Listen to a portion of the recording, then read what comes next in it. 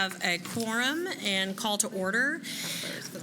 If we will start our meeting with our Pledge of Allegiance, and if our junior board member will please start that for us.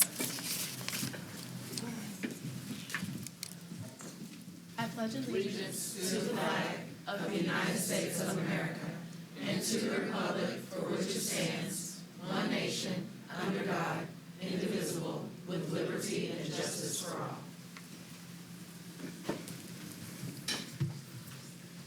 Thank you.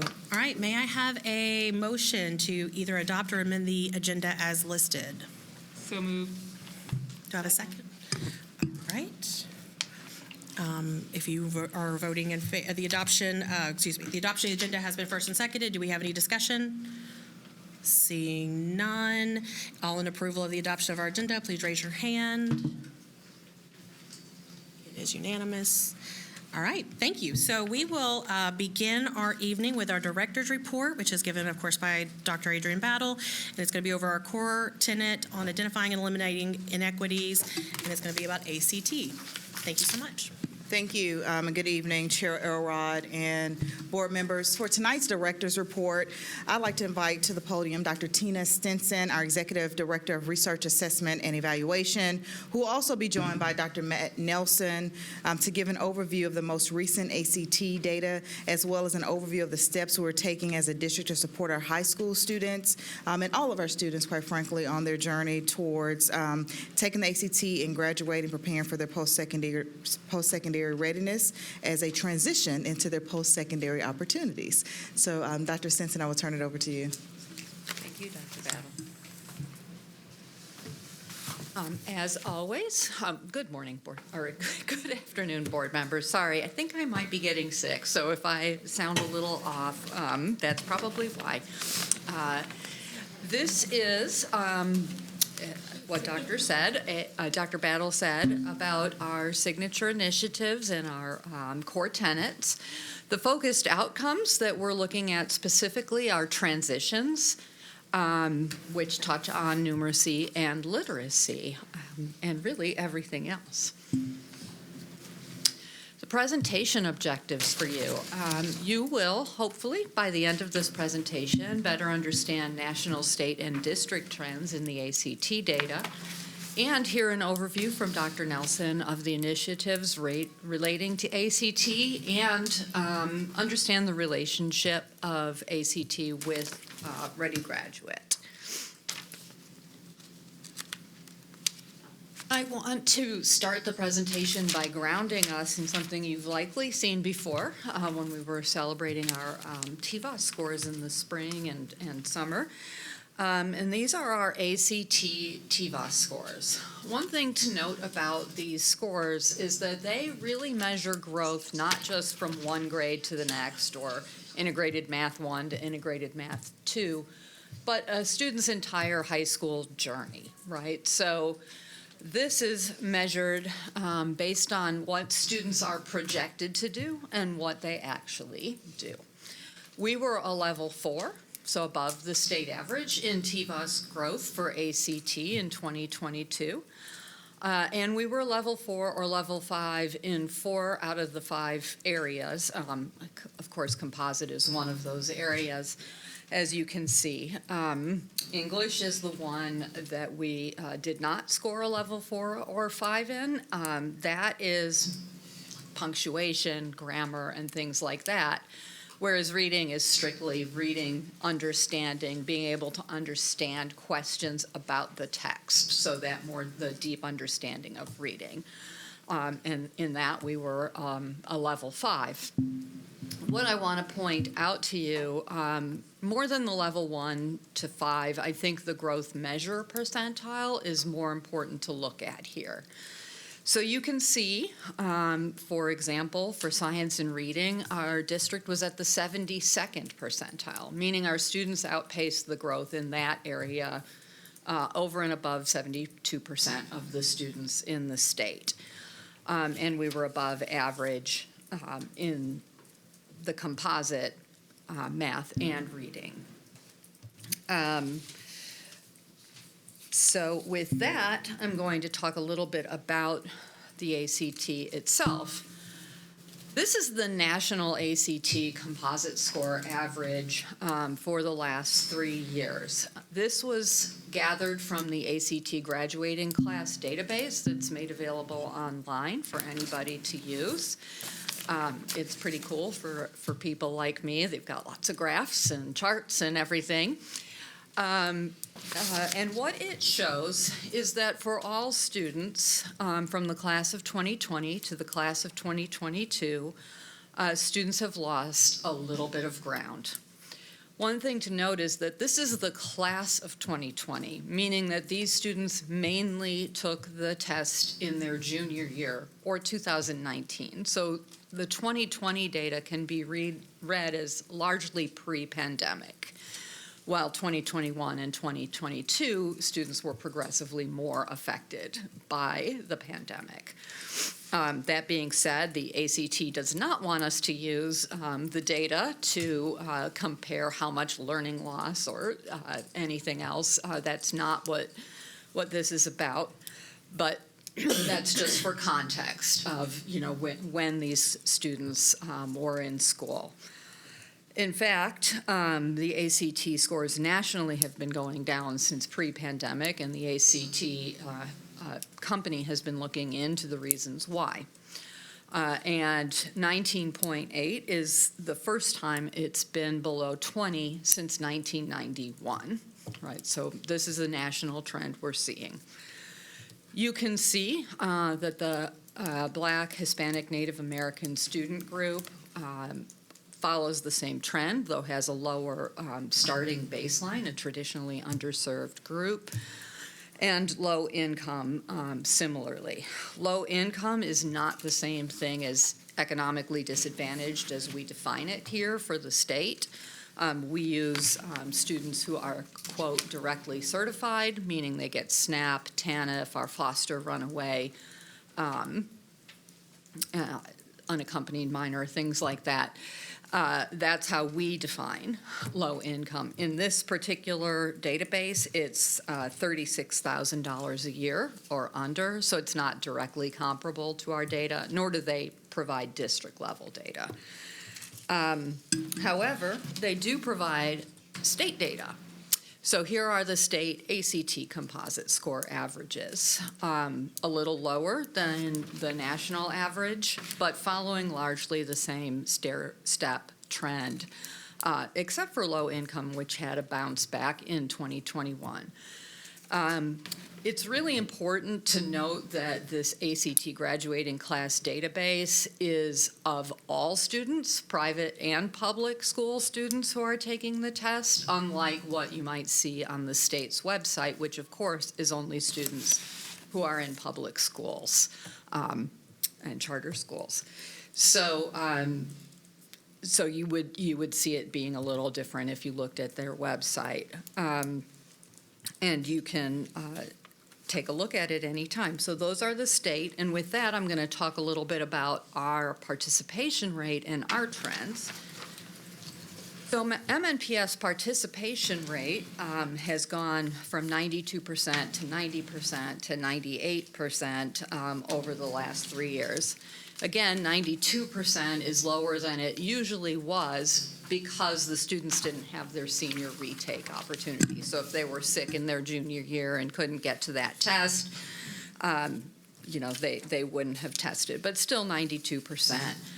Then we went to 90% and then 98%. So a lot more students testing in the 2022 cohort. The numbers behind this are 4,307 students in 2020, 4,000 in 2021, and 4,662 in 2022. You will notice a few things about this participation rate.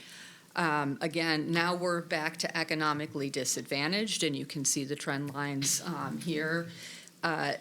Students with disabilities are the only student group that did not meet the 95% participation rate the state requires in this past year. And the reason for that is that the state decided that alternative academic diploma students needed to take the ACT. Unfortunately, we did not know about that during the years the students were in school. And they are not always students who would take the ACT. So we are rectifying that going forward. So here are our MNPS state composite score averages for the years in question. And you can see they follow a very similar pattern to the national averages. We went from 18.5, dropped a little bit, and then dropped to 17.4 in the past year. It's important to note who is included in these subgroups. Economically disadvantaged, as I mentioned before, are directly certified. English learners are those students who have either are still currently learning English or have learned English within the last 4 years. So these are relatively new English learners. English learners do actually tend to outperform other student groups once they've had like 6 or so years in all of our other assessments. But we have a number of students coming in every day who've not known English, and they might come in freshmen, they might come in junior. And needless to say, testing is a little lower when you don't know the language.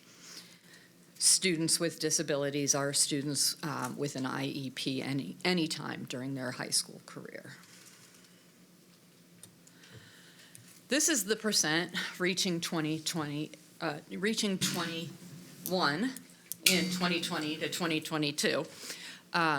As you can see, it's following that same stair-step pattern for each of our student groups. Our traditionally underserved student groups are lagging behind all students, but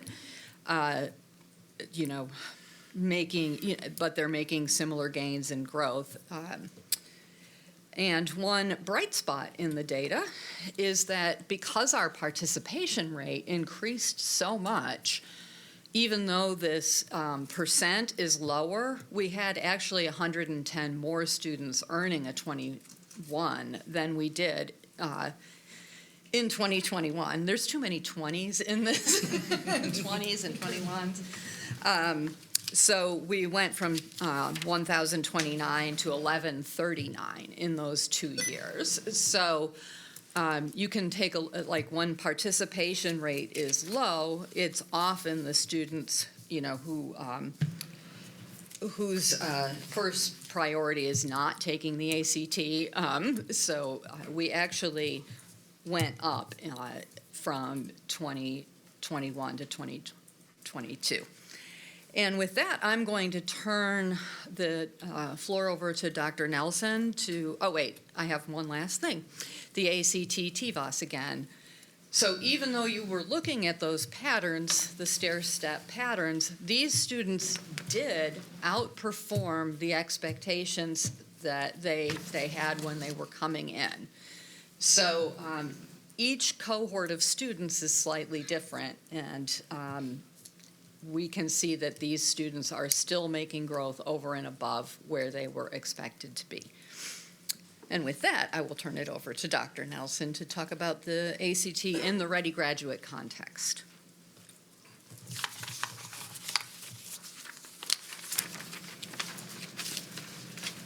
Thank you, Dr. Stinson, and thank you, board members, for your attention and time this evening as we talk about ACT. I want to start by reiterating that when we talk about ACT, we want to situate that assessment within the larger scope around preparing all students for college and career. So the state of Tennessee, or the Tennessee Department of Education, has established the Ready Graduate criteria for how students can meet this designation. For students across the state of Tennessee to meet this Ready Graduate designation, they must meet any of the criteria that are displayed on the slide here. So they can either meet the designated score on the ACT or the SAT, or they can complete 4 early post-secondary opportunities, or EPSOs, or they can complete 2 EPSOs and earn an industry credential, or they can complete 2 EPSOs and earn a qualifying score on the National Military Readiness Assessment.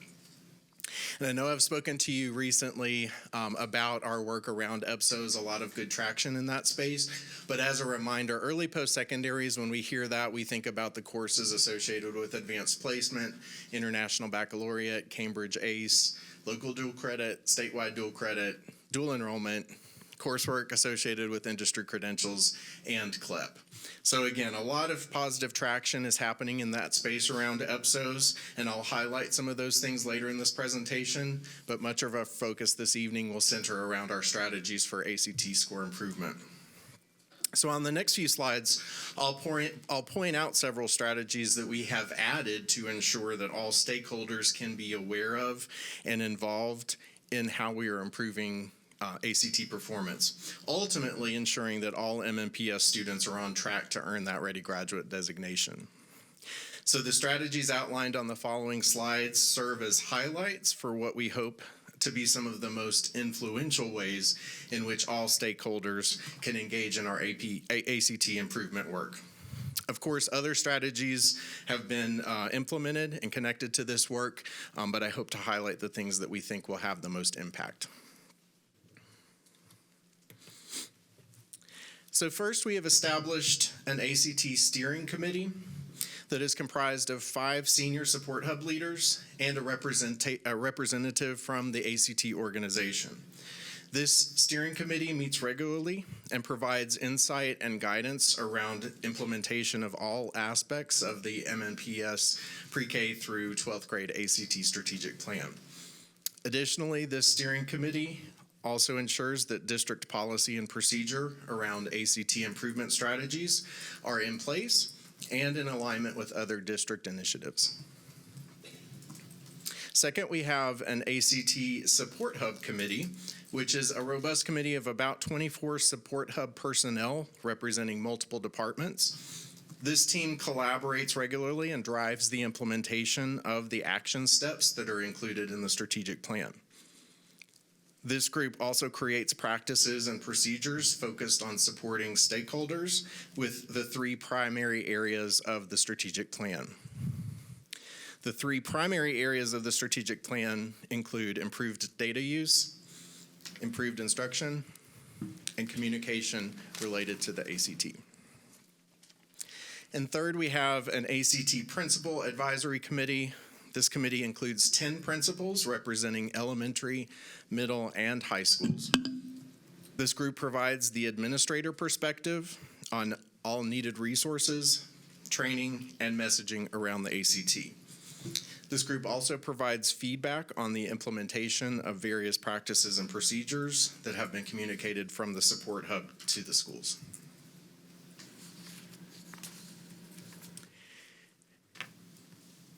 In terms of supporting educators, we are excited this year that we have been able to form an ACT Educator Academy. This is a new program that is designed to educate a cohort of educators representing all tiers. So any MNPS educator had the opportunity to apply for this program, and then the selected participants are engaging in multiple training opportunities throughout the year to expand their own knowledge around the ACT. Then these educators will have 3 primary goals. Those goals include identifying opportunities for embedding tier-appropriate ACT-related strategies into their own professional practice, developing and delivering professional development programs for their colleagues, and assisting in the design of asynchronous PD programs housed in Schoology. I apologize for that chart there, but the next thing, the bold part there should say each school has ACT leads. Each principal at our high schools have identified one school administrator to serve as their school's ACT lead. In addition to being the primary point of contact, ACT leads develop the school's ACT Improvement Action Plan. This action plan includes analysis of the school's prior ACT data, the development of a SMART goal for increasing the number of students who earn a 21 or higher ACT composite score, and action steps that key stakeholder groups will take to achieve their goal. Furthermore, the ACT leads are responsible for leading all school-level ACT improvement strategies as a whole.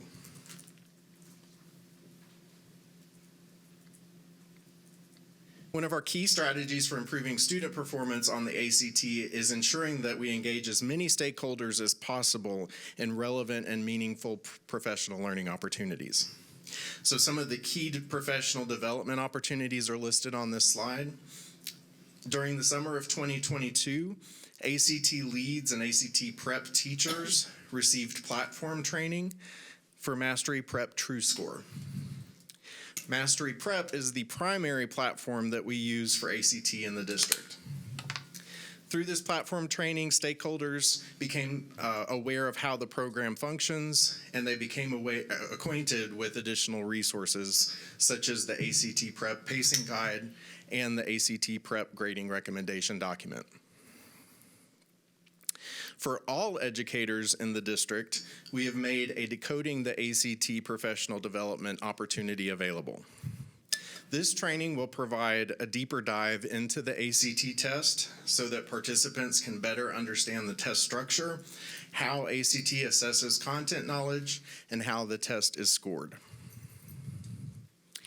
During our Professional Development Day on August 4th of 2022, our district MNPS ACT coordinator delivered breakout sessions to targeted groups such as science teachers, English teachers, and Gear Up Nashville personnel.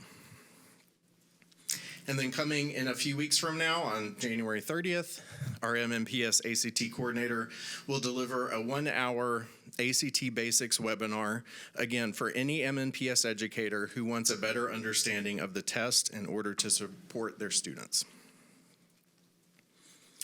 We have formed an ACT Professional Learning Network, which is housed in Schoology. This group is created primarily to support high school teachers who teach one or more sections of the credit-bearing ACT Prep course. This resource includes several relevant supports and serves as a primary communication tool so that those teachers can talk to each other and have a direct line of communication to our ACT coordinator. Finally, we have a Schoology course that is in development. This will be an asynchronous PD opportunity for any MNPS educator. And this online course will provide an opportunity for those participating to get an overview of the ACT test, explore each of the tested content areas, and train educators on best practice for accessing and analyzing ACT data. This course will have targeted options for particular audiences, such as school administrators, school counselors, and teachers supporting English learners or students with exceptional needs.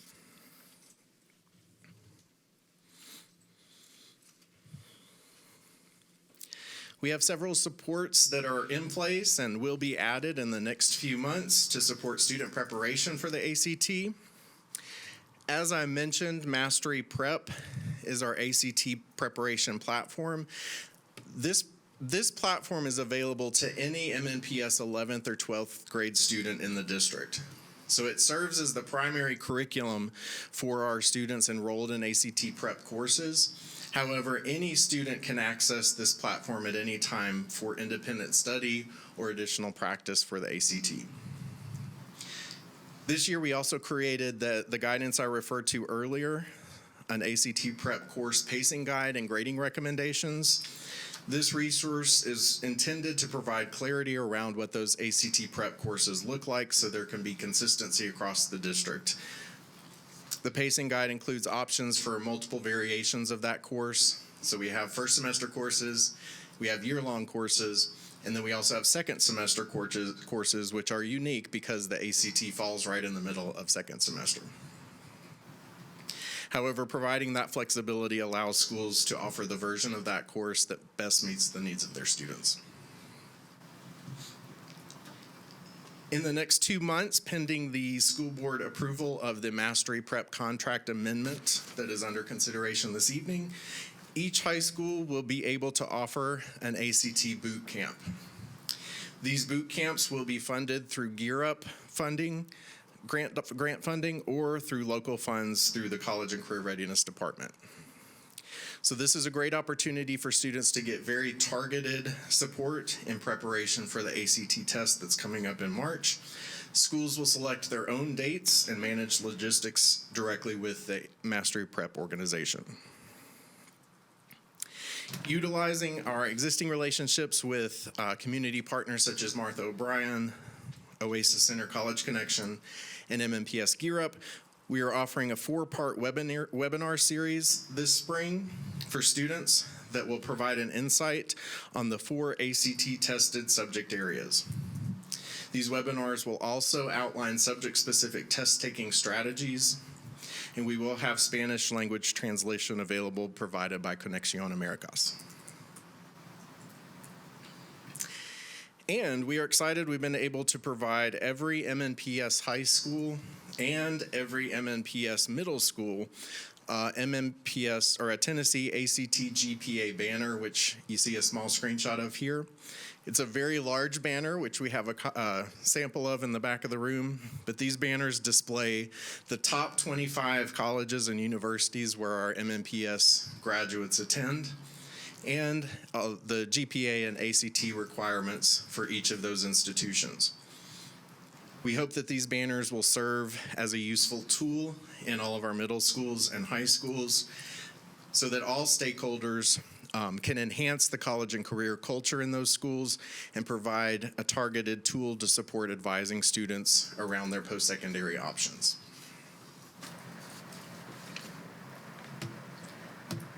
I'll take a few moments to highlight additional ongoing supports. We have a weekly MNPS newsletter. This is sent to multiple stakeholder groups such as the ACT leads, the ACT prep teachers, all of the committees, and is placed in the MNPS Principal Connection. This is a useful resource that houses information about ACT data, PD opportunities, mastery prep platform updates, and other pertinent information. We have an ACT page on the MNPS website. This page is designed with parents and families as the target audience and includes quite a bit of useful information, including insights on each of the ACT subject tests, access to an ACT parent webinar, free ACT preparation resources, and general information around the test. The district's ACT strategic plan can also be found here on this webpage. And under consideration is ACT Work Keys. Excuse me. This is an assessment that provides quantifiable evidence of a student's preparation for entering the workforce after high school graduation. Students are assessed through the National Career Readiness Certification process.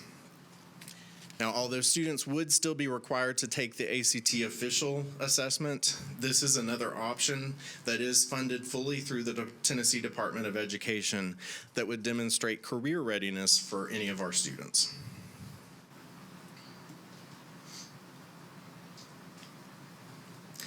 As I started off with, ACT is one of the ways in which students can meet Ready Graduate designation.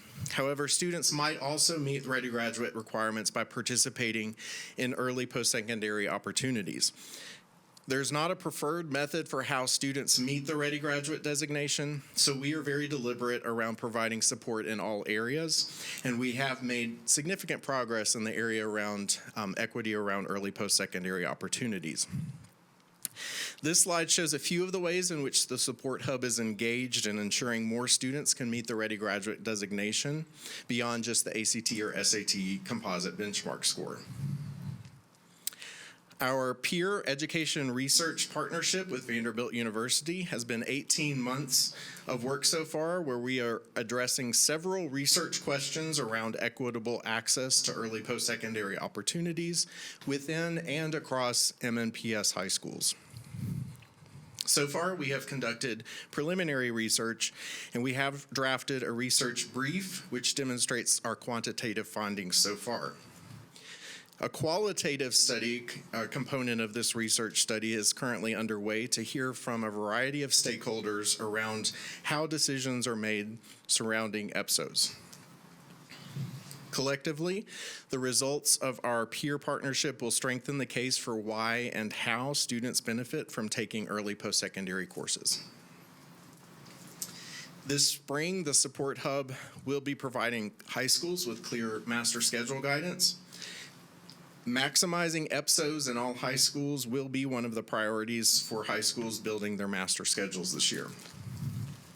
We will host individual meetings with each school team so that they can examine their options and we can make recommendations around additional EPSOs that they may consider offering.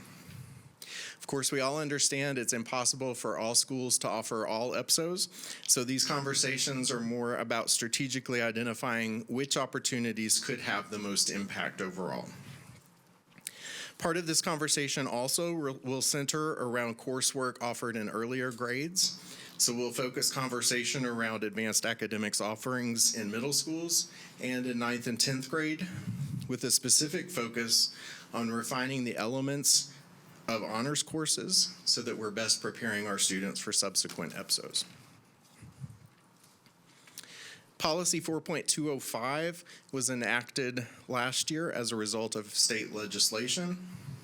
This policy requires that all EPSOs offered in a school are posted on their school webpage.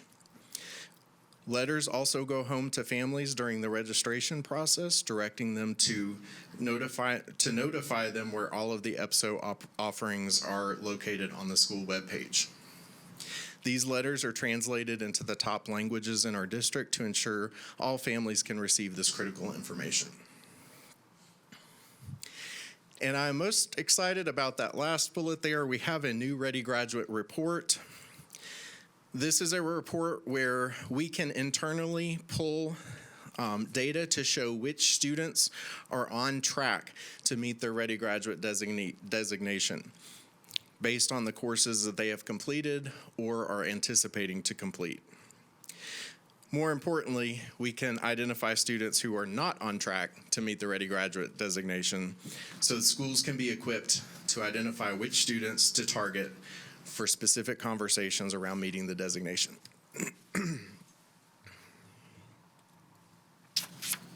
So I'll conclude by asking that all of you continue to advocate to support us in this work and to advocate for the investment in our Ready Graduate plan. As you review the ACT results and engage with constituents, please take into account the full context of what we see in the data relative to state and national trends.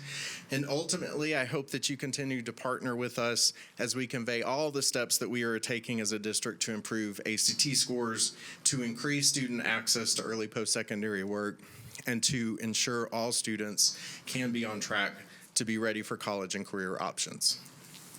As always, I appreciate your service and your attention and your time, and I will turn things over back to Ms. Elrod, or Dr. Battle.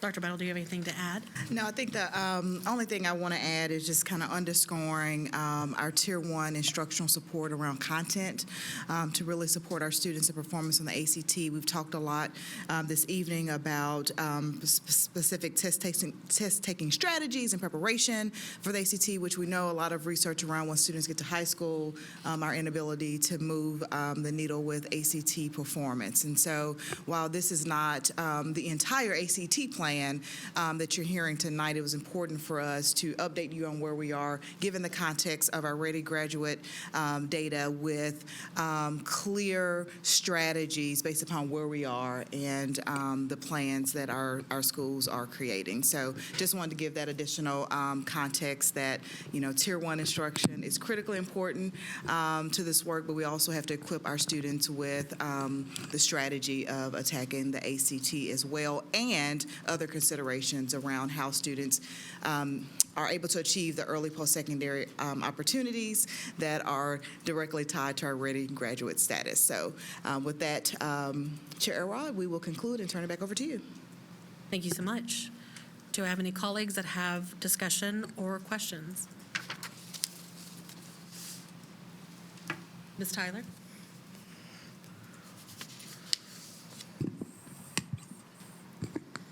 Okay. So if we look back at slide 14, where we're looking at the Schoology Professional Learning Network, the ACT prep course pacing guides, is that, I assume, in addition to their curriculum? And how is that integrated into how students are learning? And are our teachers having any say in how to make sure our students are having access to the actual content as well as this? How are we balancing that? Dr. Nelson. Yeah, thank you for the question. So the ACT prep pacing guide was created to supplement the curriculum that was already in place. Prior to this year, teachers were kind of on their own in determining how to best utilize that platform that the district has provided to them. And so the intent this year was to provide more structure around how to actually pull the resources down and to integrate that into a structured system for supporting students in developing their ACT skills. And so the initial draft or the initial work so far has just been providing that structure for teachers so that they have that resource. And then the Schoology group, of course, provides that line of communication so teachers can continue to communicate to us at the support hub where there might be needed refinement and or adjustments.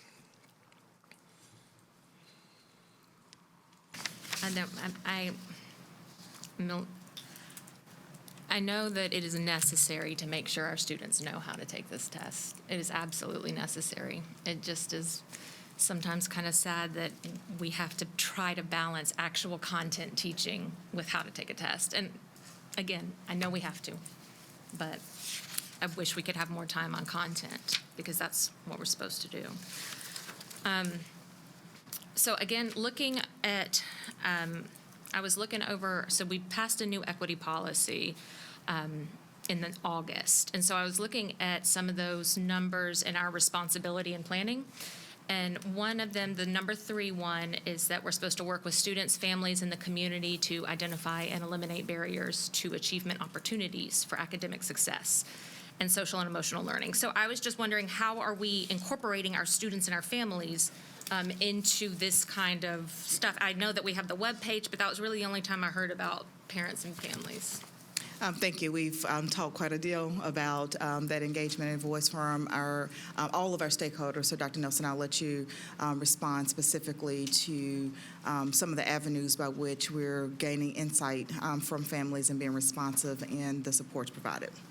Sure. From the support hub level, last year we started a parent webinar series where any parent could access that, and then we posted those recordings online so that they're still there and anyone can access them from last year.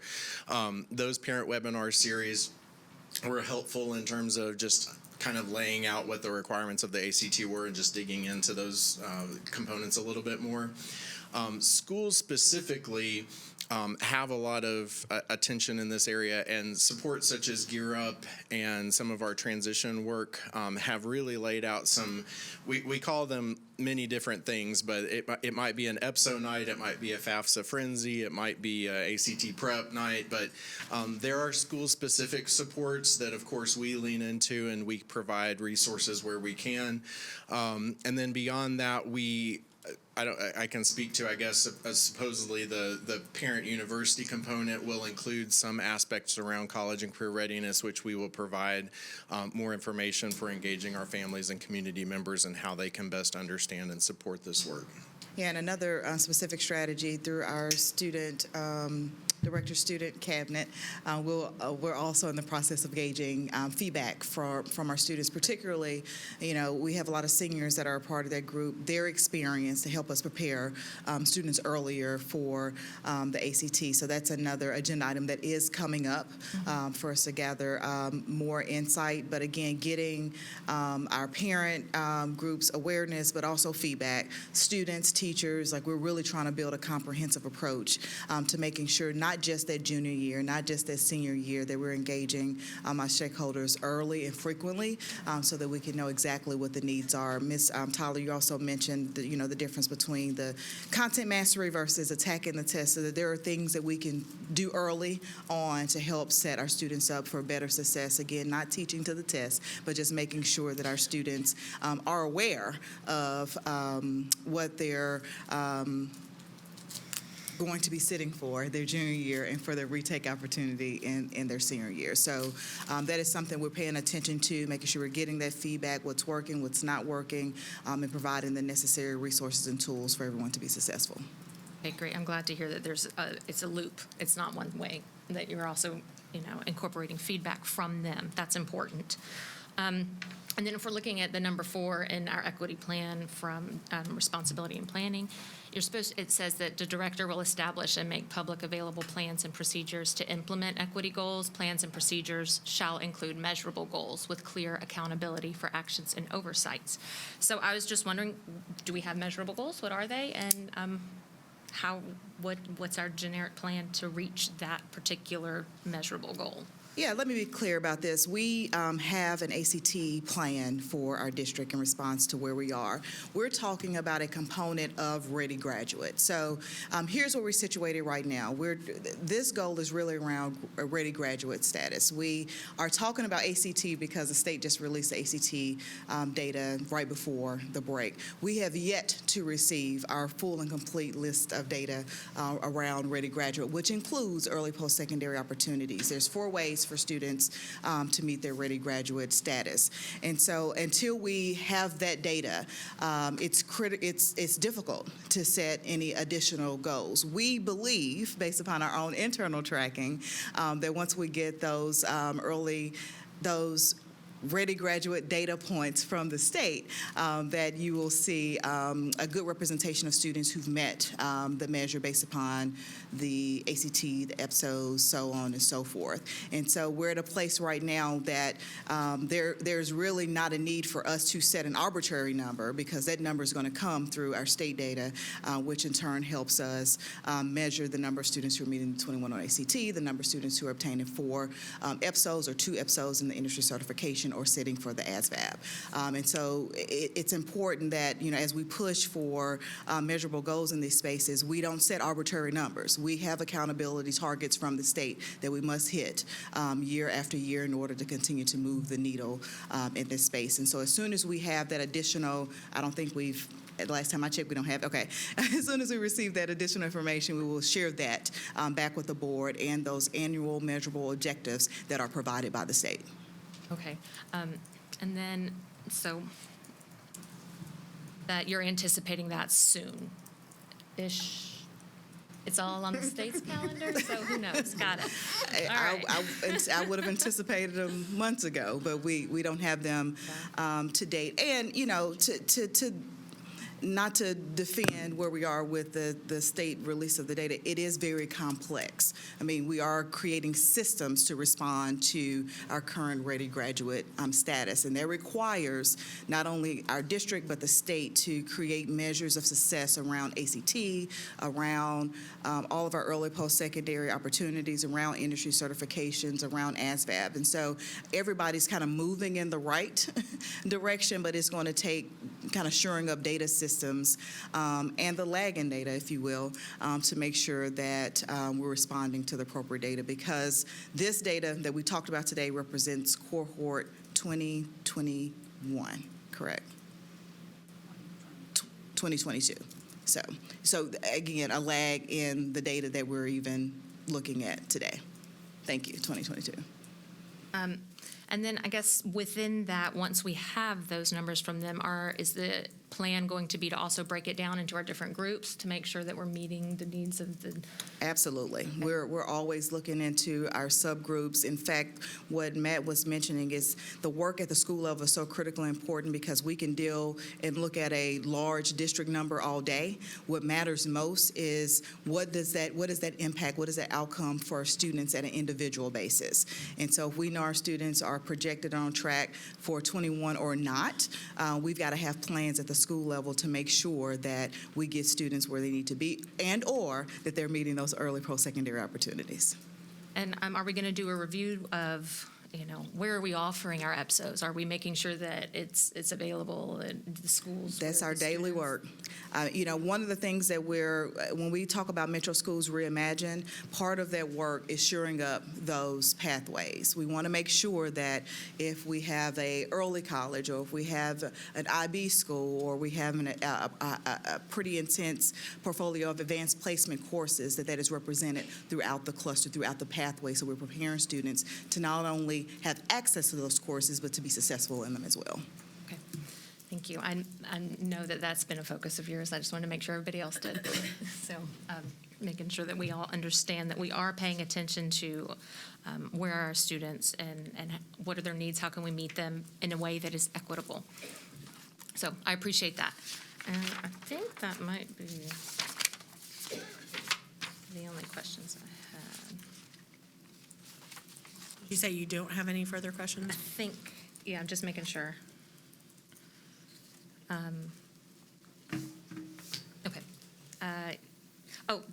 I did have one other question. It was just kind of procedural. When you were talking about the 3-step plan, you said we're going to improve data use, improve instruction, and then I missed the last one. Improve, what was the last one? Those are the 3 primary areas of the ACT strategic plan. The third area is communication and like communication strategies around ACT-related items. Great. All right, just want to make sure I had that down. Thank you. Elena? Okay, hey. This is just a comment. So I'm a junior, so the ACT is definitely like a big thing for me right now and just prepping for it. And I saw like a lot of good stuff, and so I'm really excited just to be able to like see more resources and materials. But the only thing about it is I saw a lot of it was very like self-paced, very asynchronous, and I think that's great. But I also feel like I would like to personally see more ACT integrated into the school day. And I know that there are ACT prep, like actual credit courses, but my school doesn't offer that. And so it kind of, it gets put into the different classes. And so like my English teacher does the English part, you know. And for me, I feel like it's not really what teachers want to do. Teachers don't really want to spend instructional time on ACT prep. Therefore, I don't think we're really getting. It's kind of getting put on the back burner, or it's kind of like the bare minimum so that they can hit that ACT requirement, because they still have to teach their content, and especially for the EPSO classes whose content is not directly correlated with ACT standards and state standards. So for me, like in my math class, the stuff I'm learning in math will probably never be seen on the ACT. So when we take time to work on ACT stuff, it kind of like we're kind of losing time. So I kind of wish that if we could have a more standard, like across the district for high schools, and how we can integrate ACT prep or even just an ACT prep course in every school, because I know some schools have it, but I don't. And so I feel like I wish that I could have, you know, something just really specifically geared towards ACT instead of teachers kind of using class time to do that, because I don't think teachers really want to do that. So I don't think we're really getting it the way that we would. Well, I'm glad you lifted this, because we, and this is something that we can, I'm looking at Dr. Springer, for our students cabinet, we actually do have a crosswalk of ACT standards to content standards in courses, and essentially you shouldn't feel the difference, right? Because what we've taken the time to do, what the ACT has also taken the time to do, and what our teacher leaders have been trained in, is taking the content standards, given the course that you're enrolled in, and crosswalking it to ACT readiness standards.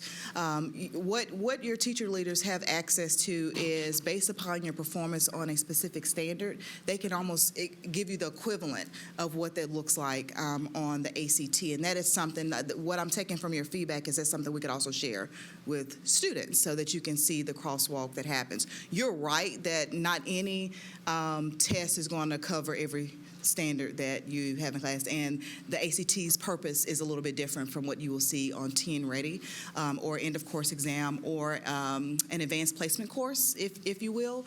But there is a crosswalk that your teachers utilize, because they do want you to be successful on the ACT as they're planning their lessons out. But that is something that we can make even more public, transparent, so that students can see that crosswalk and know why you're experiencing the content that you're experiencing in your classroom on a daily basis. So it doesn't feel like a stop and start, so you're not feeling like you're preparing for your end of course exam, the first half of the class and ACT. The other half, we are working to make that a more integrated approach, so that you can see those standards come alive, albeit it's not going to always be 100% because of the intent of the two tests, but that is something we can share more widely as we're moving forward.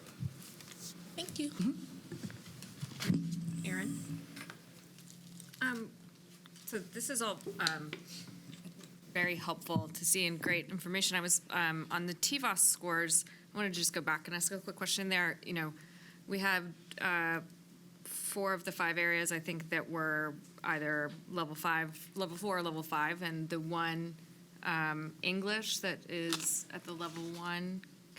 I don't necessarily understand, I probably should, the difference between English and reading, and what we think might be impacting the level 1 on the English versus some of the other assessments, and would love to know what y'all think about that. Absolutely. I think, Dr. Stenson, you talked a little bit about the difference between the English portion and the reading portion. If you want to reiterate that and offer any additional context, no, this is okay, any additional context around, because we've really dug into our English language learner population and the time that they have prior to taking the test, and there's a percentage of students we know who have a very short amount of time to prepare and performance given the English versus the reading portion of the ACT. Yes. The English, as opposed to the reading, is much more about the procedures, the punctuation, the spelling, the procedures about how you go about learning language, or reading, not reading, but how you go about language, whereas reading would be more like a passage, and you're supposed to infer the meaning and choose the best answers. So, what this little split is telling us is that at this point, our students are better at that reading for deep meaning than they are for things like punctuation, which, if you look at a student's text, messaging, I think this is something we're going to see more and more of, throughout the country. So it's really the difference between those procedures and the meaning taking. So, And we do see some differences on this, we think, or we might not have the data disaggregated in this way, but between EL students and non-EL students, is that part of what's happening? So we do have some ways to look into the performance patterns of different student groups. It's kind of getting into the weeds, but our English learners are making, unsurprisingly, the most growth. They're making big gains when they are the lowest. So the lowest prior student performance group is making the biggest gains.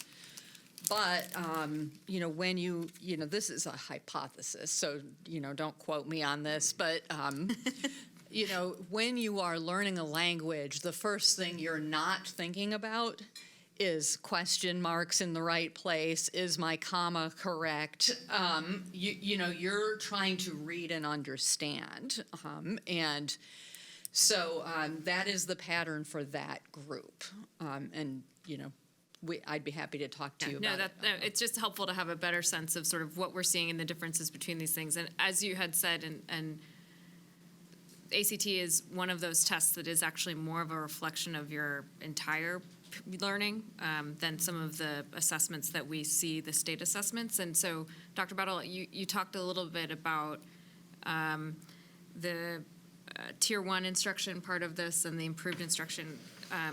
Can you say just a little bit more about what that looks like at the high school and who's who's responsible for what and how does it work in that way?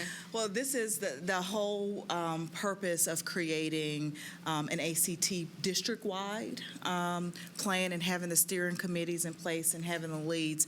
It's because you cannot, as you've mentioned, we've got these one-time, points in time data sets for students, 10 ready, end of course exams, so on and so forth.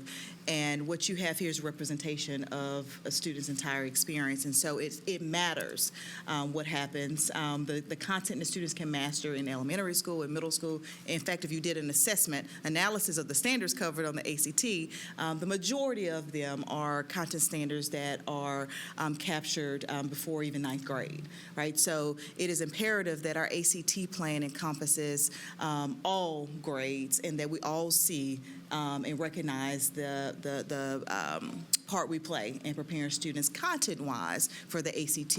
You typically will see a lot of the test-taking strategies and the layout of the ACT happen once students get to the secondary space, but in order for us to move the needle content-wise, we've got to double down on our Tier 1 instruction. So now that we are seeing what we're seeing here in growth and how students were projected, we've got to go back and dig into our subgroups. We've got to look at what's happening with our student populations in developing this. We've even done a crosswalk to our TN Ready data and what we're learning there in that one-time measure versus this comprehensive view of the ACT. So my kind of step-back takeaway is that you cannot attack ACT just at the high school level. It requires, again, our middle school leaders, our elementary leaders to see their role in the content development so that we can focus on the strategy around the ACT as students are moving towards their junior and senior year. And my last question is just relative again to the, a little bit, I think, what Elena was commenting on, which is you talked a little bit about different high schools having different approaches. Are there any of the, is there some sort of standardization around whether or not ACT prep is offered as a course or offered in another way? Are those choices made at the school level? Are they made in partnership with the district leads? How are choices made by school about what they're doing on ACT prep and also on EPSO prep or EPSOs in general? How are we? It's happening both ways. Our school leaders have to be empowered with creating plans to be responsive to the students that they're serving.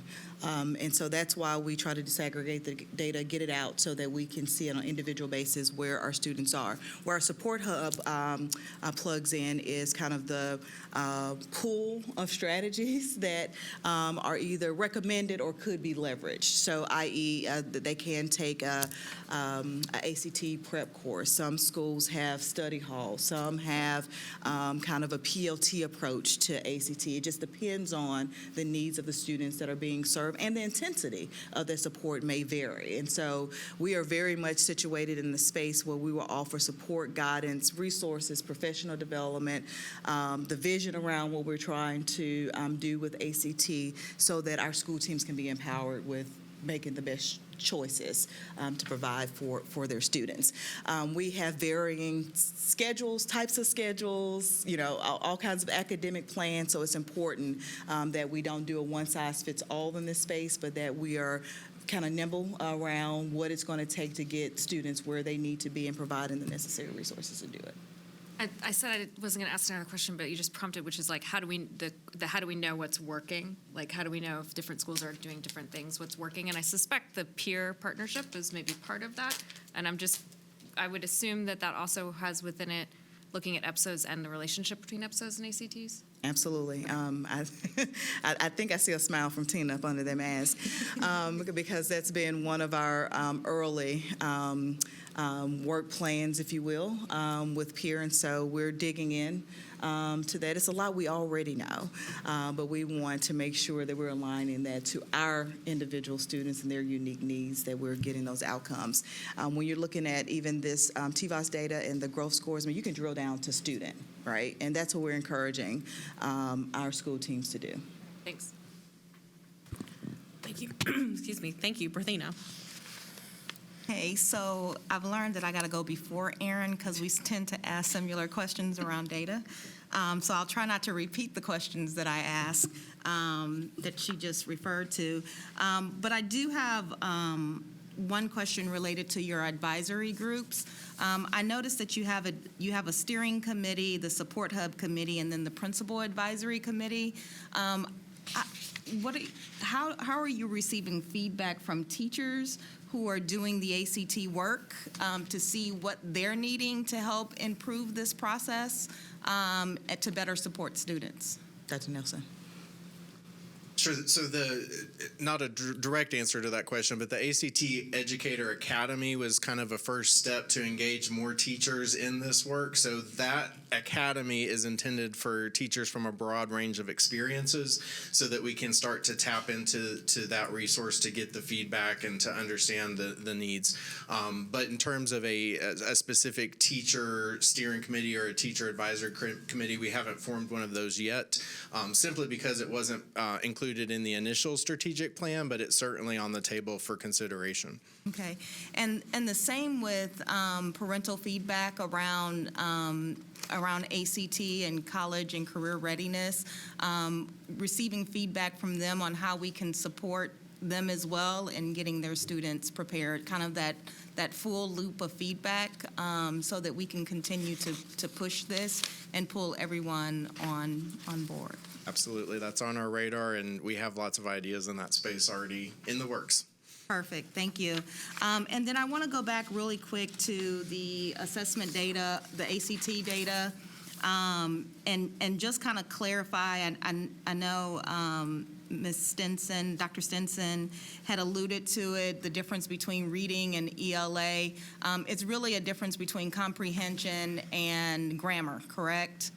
Sort of, kind of, sort of, yeah. So it's reading, so the reading component is reading comprehension? Well, I mean, it's reading comprehension. It's like the difference in third and fourth grade between English and language arts. Gotcha. Would probably be the best English and gotcha. All right. way to put it. And of course, these things cross one another in some capacity, but, you know, there's a reason they have them separate. Gotcha. And then I have a follow-up question related to, so way back in the day, because I'm only 25, but about 15, 16 years ago, I was part of the initial cohort that started ACT prep classes. And I'm glad to see that we have a lot of programs and a lot of trainings for teachers, because we initially set that up with nothing, and we kind of had to fend for ourselves in setting those up. But one thing that I have seen, and I've seen over the years, and Dr. Battle has kind of alluded to this as well, is by the time they get to their junior and senior year, in many cases it's almost too late to prepare them for what they're going to get ready for with ACT. So I'd love to hear more about what we're doing prior to maybe in 9th and 10th grade to prepare them for this 11th grade exam, and in middle school as we continue to do so. I love the idea that we're looking at that K-12 trajectory for college and career readiness, but actual preparation, what kind of work are we doing to really address that and introduce that?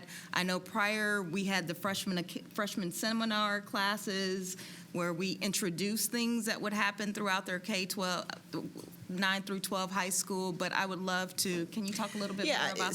So one of the risks of us going ahead and presenting this data was that we would get that question. No. It's a good thing because we want to surface and establish our why around some of the strategies that we're taking on now, when we're not going to wait until to next school year. And so without directly answering that question, what I'm going to say is we have a comprehensive ACT plan. You're just hearing today some of the shifts and adjustments we're making this school year in response to the data that we do see. So one of our key strategies, you've heard a little bit about it today, is around our Gear Up work, which starts much earlier in some of our schools than high school, and how we're leveraging the boot camps and the crosswalks and the practice ACTs to get our students prepared for the real deal once they take it their junior year, which is a requirement for our students to meet their graduation requirements. And so what you've heard tonight does not represent the entirety of the plan.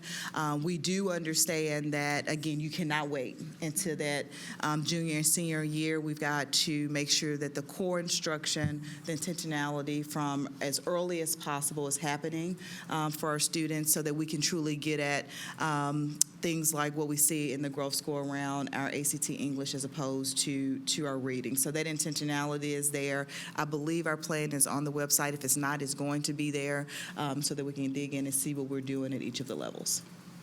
Thank you. I'd love to continue to kind of look and see as that plan continues to develop out what we're doing to really support students and teachers as well to continue to roll out this process to help us improve our ACT scores and continue to prepare our students for college and career readiness. Thank you.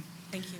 We'll have Frida and then So Sharon. if Dr. Nelson's going to add something, but like parents, if you hear something like ACT Word of the Day, like that is something we're strategically doing, even at our middle schools and elementary schools to get them acclimated to the language on the ACT. Go ahead, Dr. Nelson. Yeah, I just want to not neglect the fact that as part of building our college and career culture across, particularly around middle schools, the implementation of AVID has a component that really tackles preparation for these types of things. And so one of the components of the AVID system is that students are exposed to these college readiness assessments earlier. And so as middle school students, as we build the AVID program in our middle schools and our high schools, we'll start to see that just kind of naturally happen as part of that program as it begins to expand and grow. Absolutely. Thank you for adding that. Thank you for that. I love AVID, and I love the work that it does in supporting students around readiness and preparation. And I love the fact that we have made this a district-wide initiative. And so I know it was specifically in some schools and not others, but it really supports students in getting them prepared in all levels of their learning process. So thank you. All right. Thank you. We'll next have Frida and then Sharon. I'll be quick, kind of what Alana was saying and Aaron. That was one of my questions of how are we integrating this on an everyday basis? Like, can an English teacher take, if you're reading Charles Dickens, like how do you put that into the test in a ACT format so you're used to reading it? So, but you already addressed that, so that was something I wanted. And then more of a long-term part, particularly with the English deficit and the reading part, is this something long-term we could think about of when we use Promising Scholars, of really just having a pure grammar program? Like it's something where we can teach English better, not English, grammar, better with literature as those kind of intensive parts of being forward-thinking that benefit the ACT, and also just learning, particularly for English language learners, because English is not a hard, easy language to learn. But if that's something that we can work into, just a pure grammar seminar, I don't say class, because I don't know if there's enough work for a class, but if that's something we can just, I suggest as a long-term implementation. That's it. It's really just a comment more than a question. Thank you. Sharon? Thank you. A couple of times you've mentioned the word just culture. So a couple of questions. Let me start over. Erase all that. My first question is, like my colleague here, I'm not 25, but back in the day, we talked a lot about writing across the curriculum. So do we still emphasize that even in those non-ELA, Everybody's an English teacher. Yeah, so we still doing the writing across the curriculum intensively as we should? Yes. Okay. I mean, when anyway, I won't go there. But I was going to go to our core action tool, and we have that for every content area, which includes the text, which includes the writing, listening, speaking skills, reading skills. So that is across the content. Yes. So back to the culture question, right? So I think, how are we really addressing that? I get the banners, I get all of that great stuff, but for a student who is either not interested in going to college, not interested in test taking, given, again, the national rhetoric around standardized testing, right? So we're kind of kicking ourselves in the tail with our own narrative about standardized testing, yet we're wanting the standardized test outcomes to be better.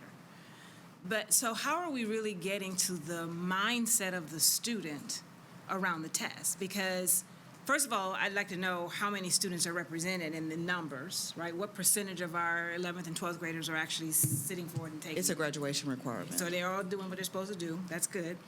And so the other thing being, again, so how are we addressing the mindset? Because if I have to, right, with the requirement, am I really coming with the intent of doing well?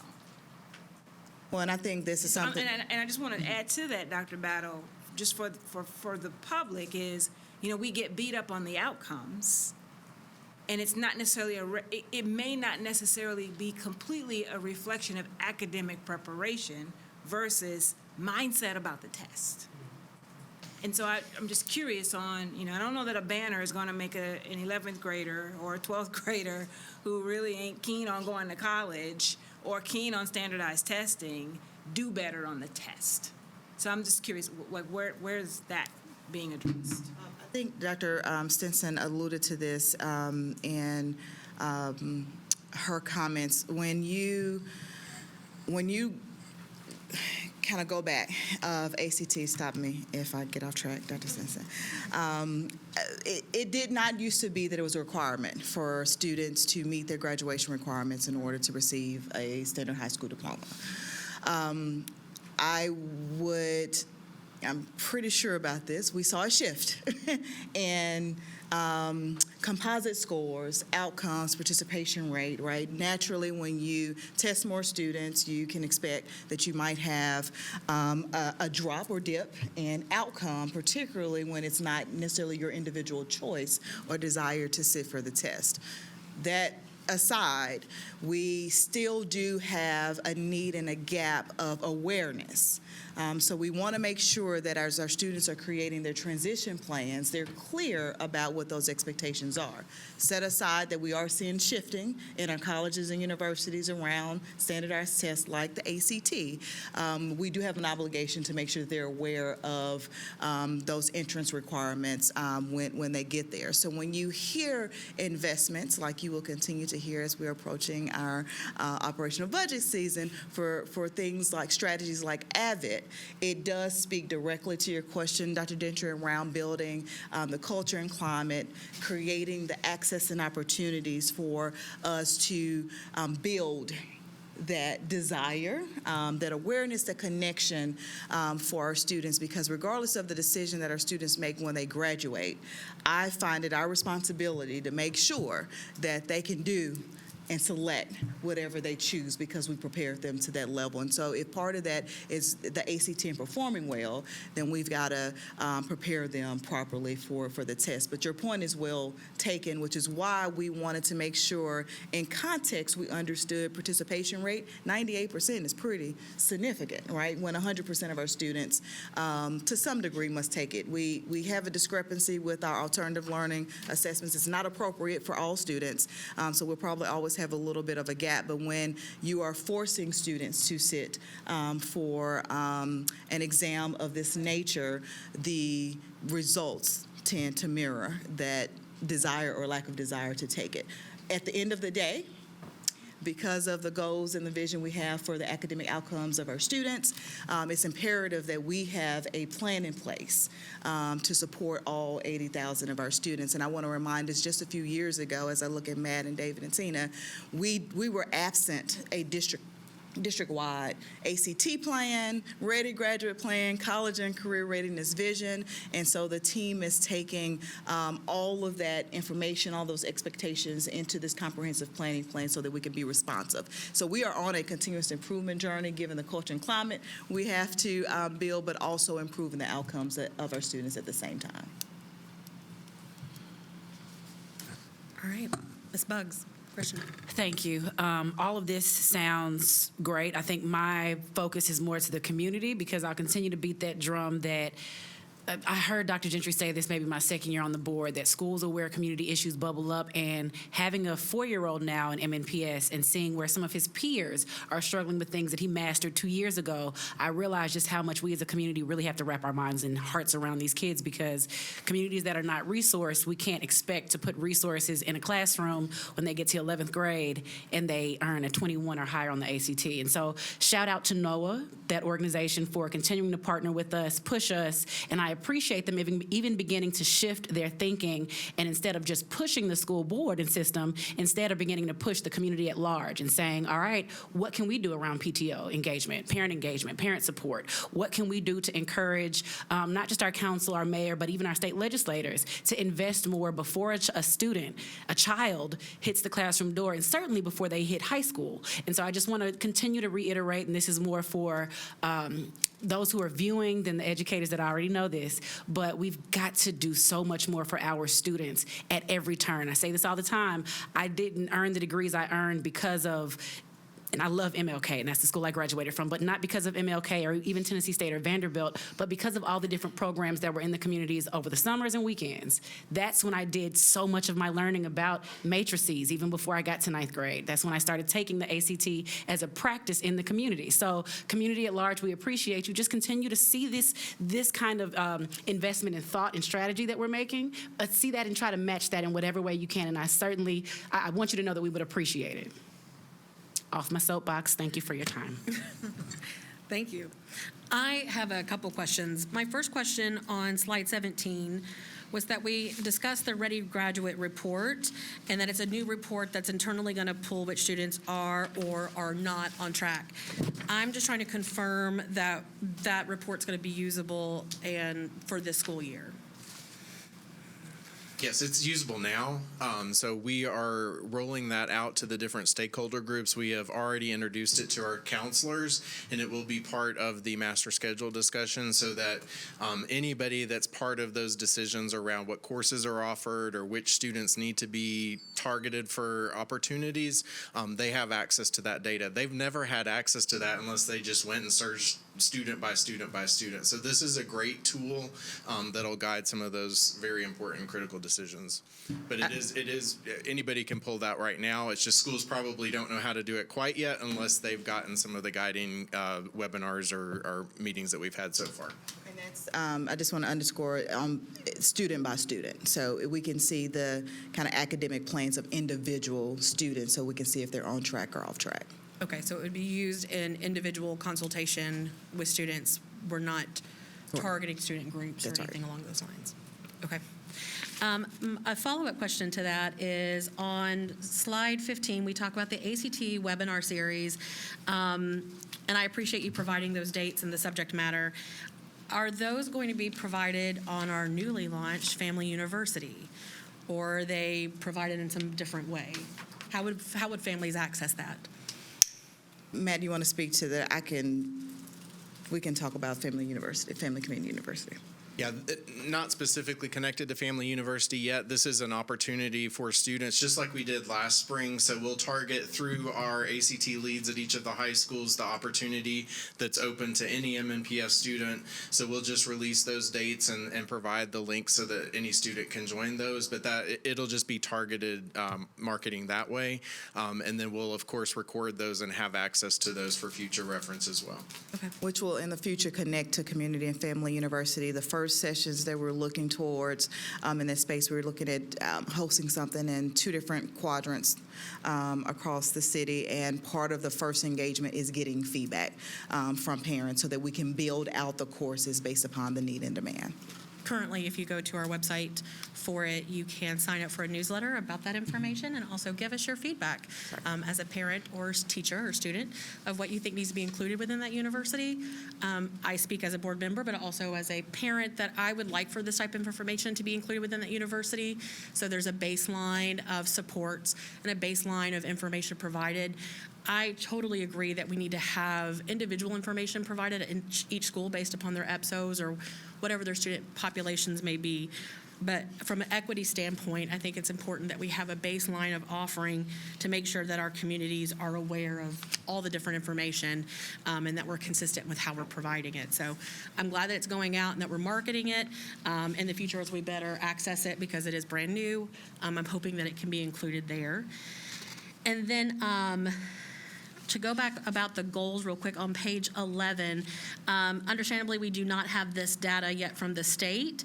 When we do have this information from the state on what they believe our goals should be or what the numbers are that we're trying to hit, will we need to update these goals annually, or will we be able to kind of stay within a singular area within those goals? Are we going to have to keep doing this every year for our equity roadmap, or is this something that we can do once and it's consistent for at least some period of time?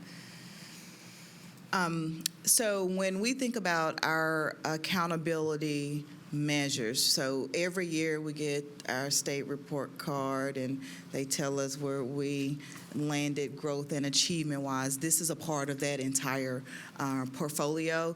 The change here is that they've started to build out the Ready Grad, and if I'm not mistaken, making changes for next year's formula. Is it going to change a little bit how the weightings are, or is it going to be consistent? Yeah, who knows? Okay, so so we're early on in this formula around Ready Grad, but it is a part of our accountability measures, if you will, from the state. Sure. I know there's a lot of eagerness, not just among the board, but in the community of making sure that we have these stated goals. And so I was trying to see for everyone's work, if once we've created them, if we will have done kind of that heavy lifting of the original creation of those, and then the going on, it won't be just a singular action. It will be something that we continue to do from there forward. Dr. Stinson, do you have a response to that? So the way the accountability goals work, first of all, we do think that the Ready Graduate will be coming out to us fairly soon, but it might not be out publicly for quite a while because there is a lot of checking, like did so-and-so earn a certificate. But the way that those goals work is that the bigger the gap, the more improvement you need to make, right? So if you have a student group that's performing low, your targets, even though they may be absolutely lower than another student group's targets, it's actually more growth. So that's the way the state is trying to level the playing field.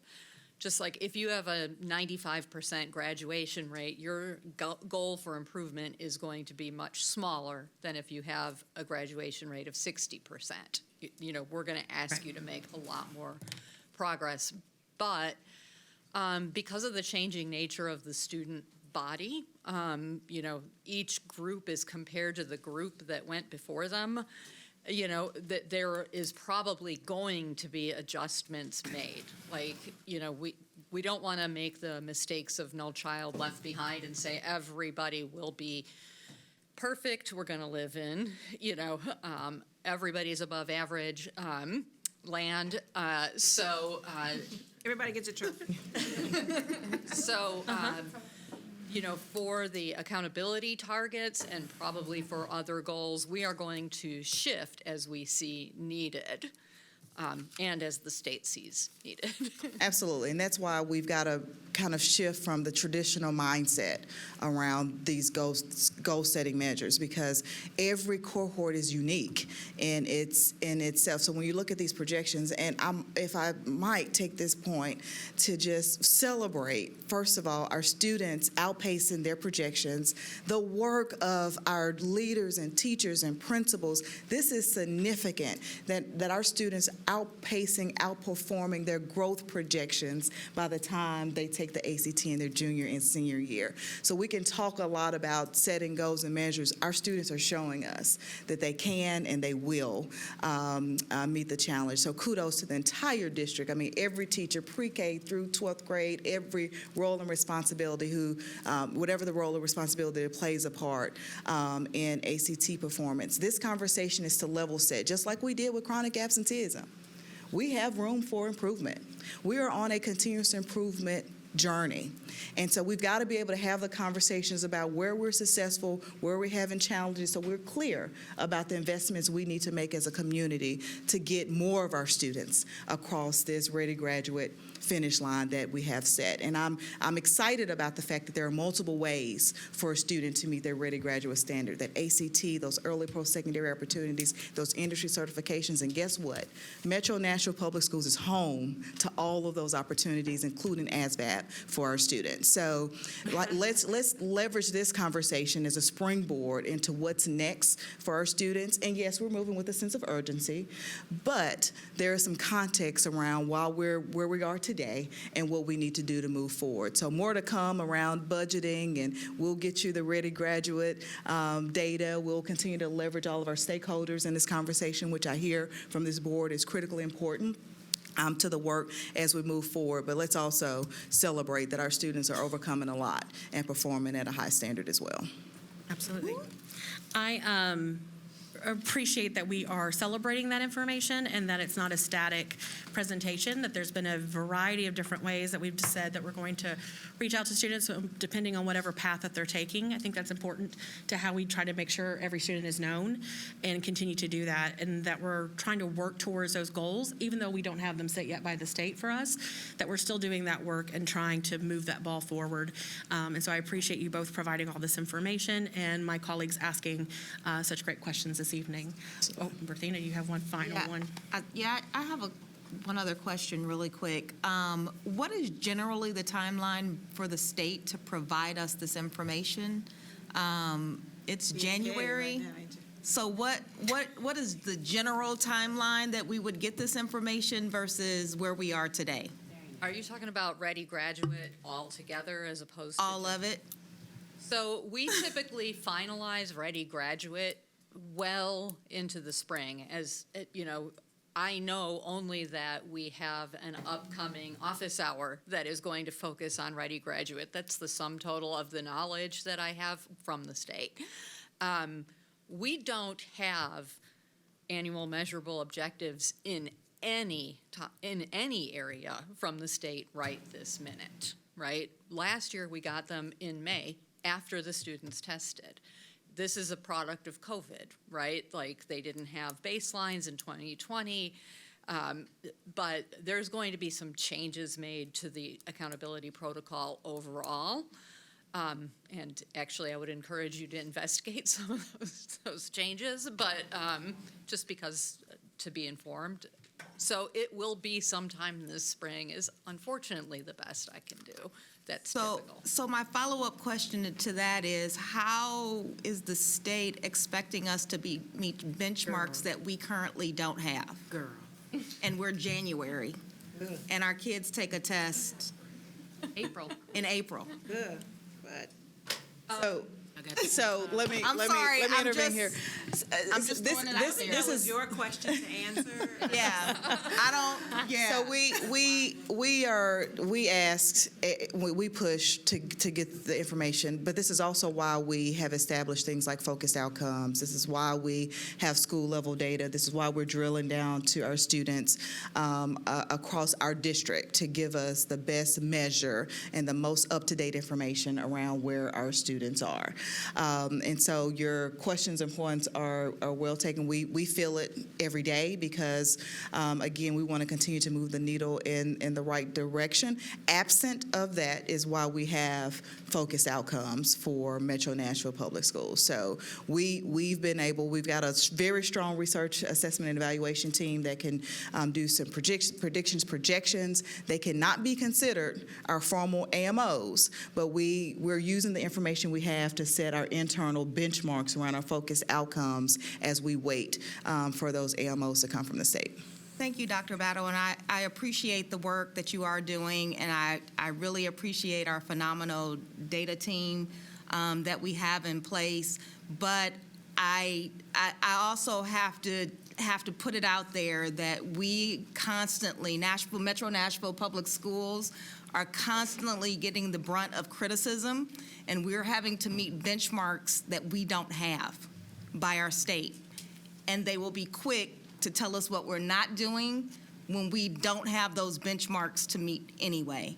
And so I really appreciate the fact that we are moving in spite of not having the critical information that we need for our students, for our schools, and for the work that we need to do within Metro Nashville Public Schools. But I applaud our district for doing the work in spite of that. And so thank you. The next thing that I just wanted to bring attention, we have brought up AVID, and I appreciate you bringing that up. If you're not familiar with AVID as board members and as community, I invite you all to go to their website. It's avid.org, avid.org, to learn more about the work that AVID does to support students. I also want to correlate with the fact with Dr. Battle and the district's mission of every student known. The acronym for AVID is Advancement Via Individual Determination. So it works to truly support each student individually and success and support them in having an individual success plan and the skills that they need to be successful. And so I really appreciate the work and the types of programs that we're bringing into our district to truly meet the needs of every single student within our district. So thank you. Thank you. All right. Thank you for all of your presentation tonight and, of course, all the preparation that you did in advance of it. Thank you. All right, that brings us to public participation this evening.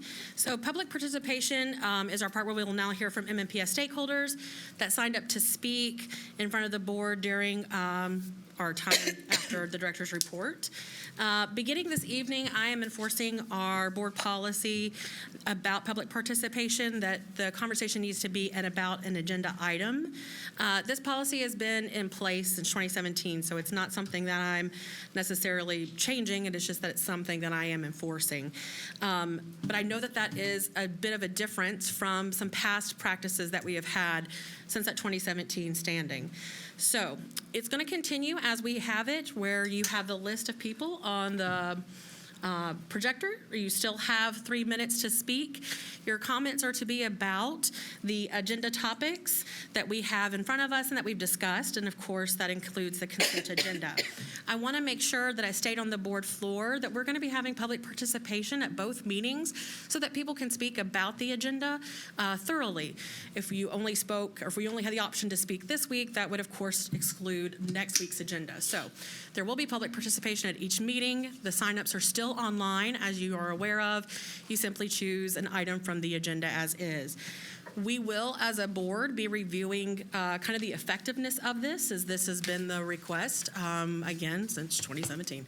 So we're going to be discussing that and going through the motions for this month to see kind of how it works and what the feedback is. From there, we, of course, will review that and have additional conversation if needed about that policy. So, as you can see up on the screen, we have our first people to line up. The first person we have is Beverly, then we'll have Sarah, then Michelle, then Nicole, then Tanya. If you will please line up to have your discussion. It appears that all of them are speaking about the retention resolution. Thank you.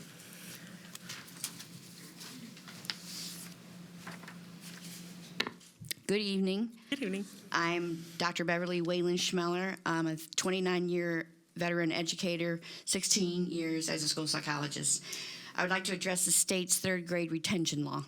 All Tennesseans are worried because only 35% of Tennessee's third graders can read on a grade level, but retention is not the answer.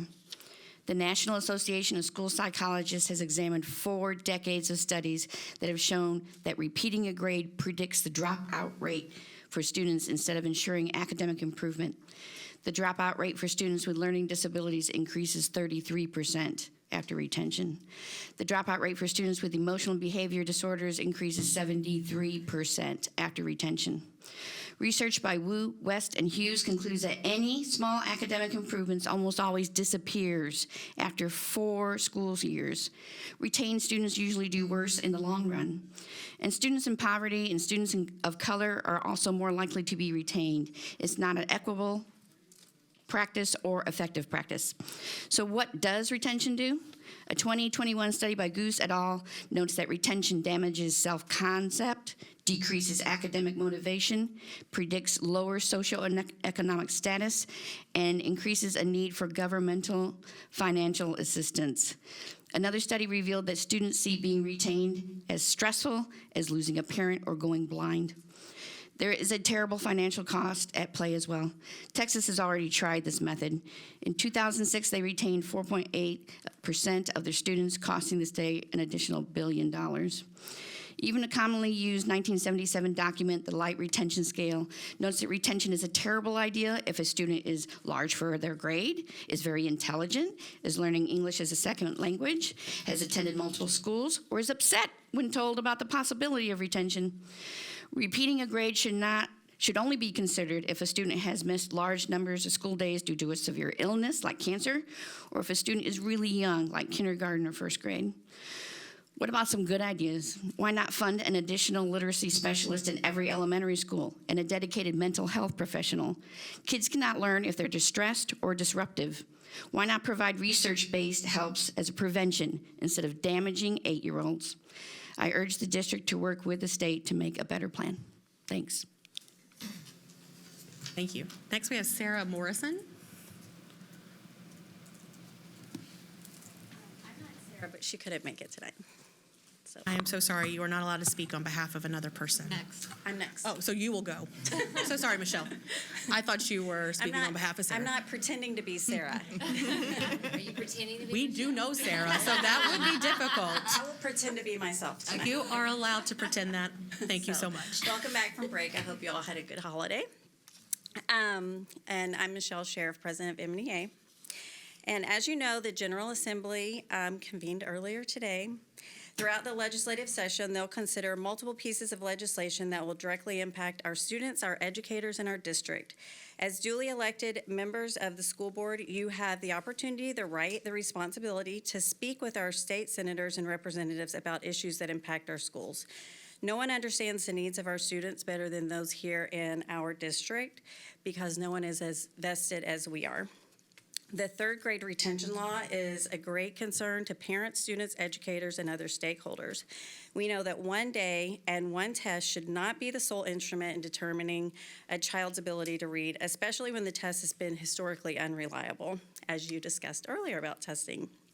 Further, the law provided no additional funding or support for school districts to assist struggling students.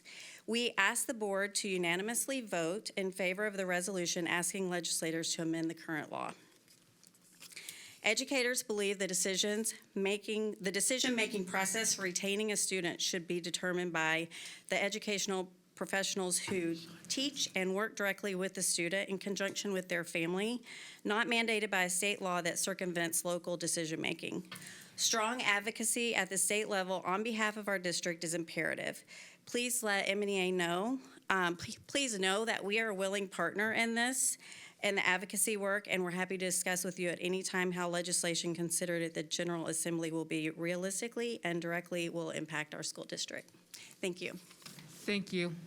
May we have Nicole Valentine?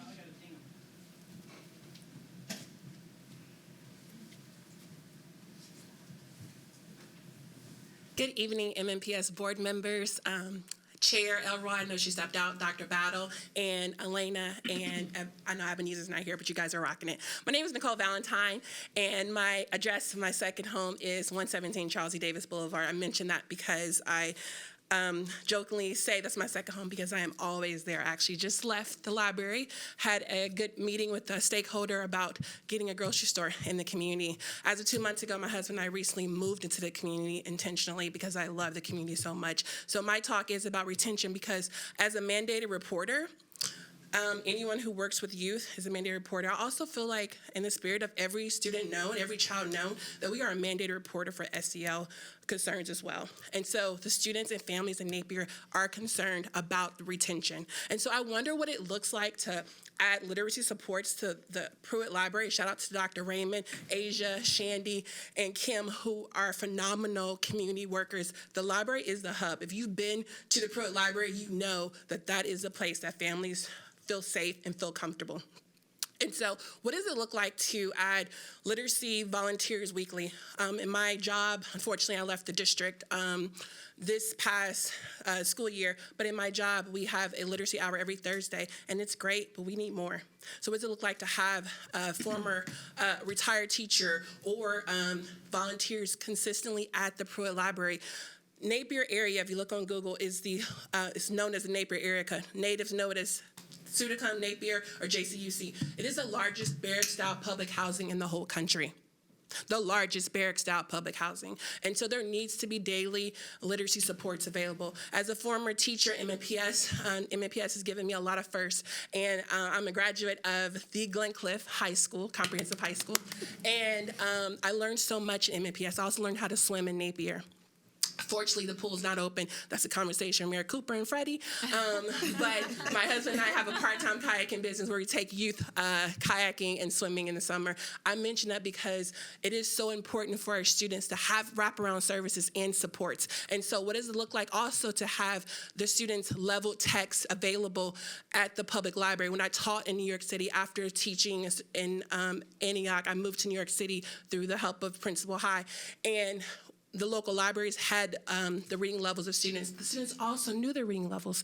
I know my time is getting away from me. As a mandated reporter, this past Saturday, students shared with me from Two Rivers Middle School how they do not feel supported by the leadership at Two Rivers Middle School. Our parents spoke about this last summer, and it needs to be addressed. Dr. Berthina has been a great thought partner and supporter in this, but I feel like I need to share what the students are also sharing. And so as a principal of the largest barrack-style housing, there needs to be a change in that as well.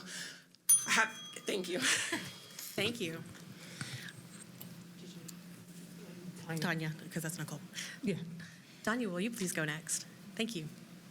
Good evening, Dr. Battle, Chair, and members of the board. My name is Dr. Tanya Drostner, and I am a third grade teacher at Tusculum Elementary. I'm here speaking to you this evening regarding the third grade retention law.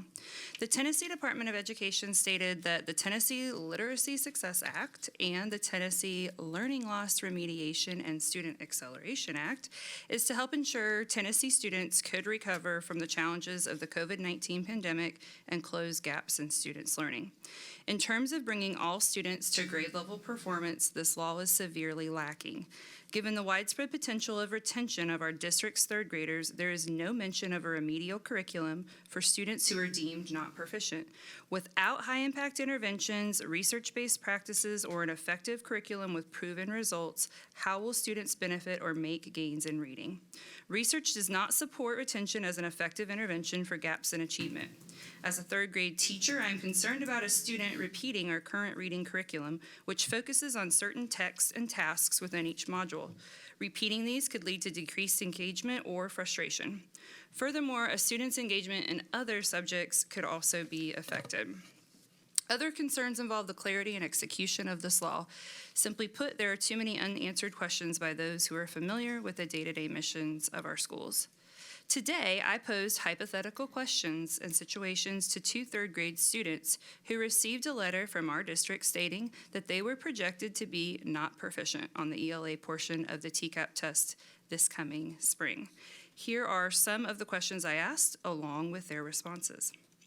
When you think about someone having to repeat a grade, what does that make you think?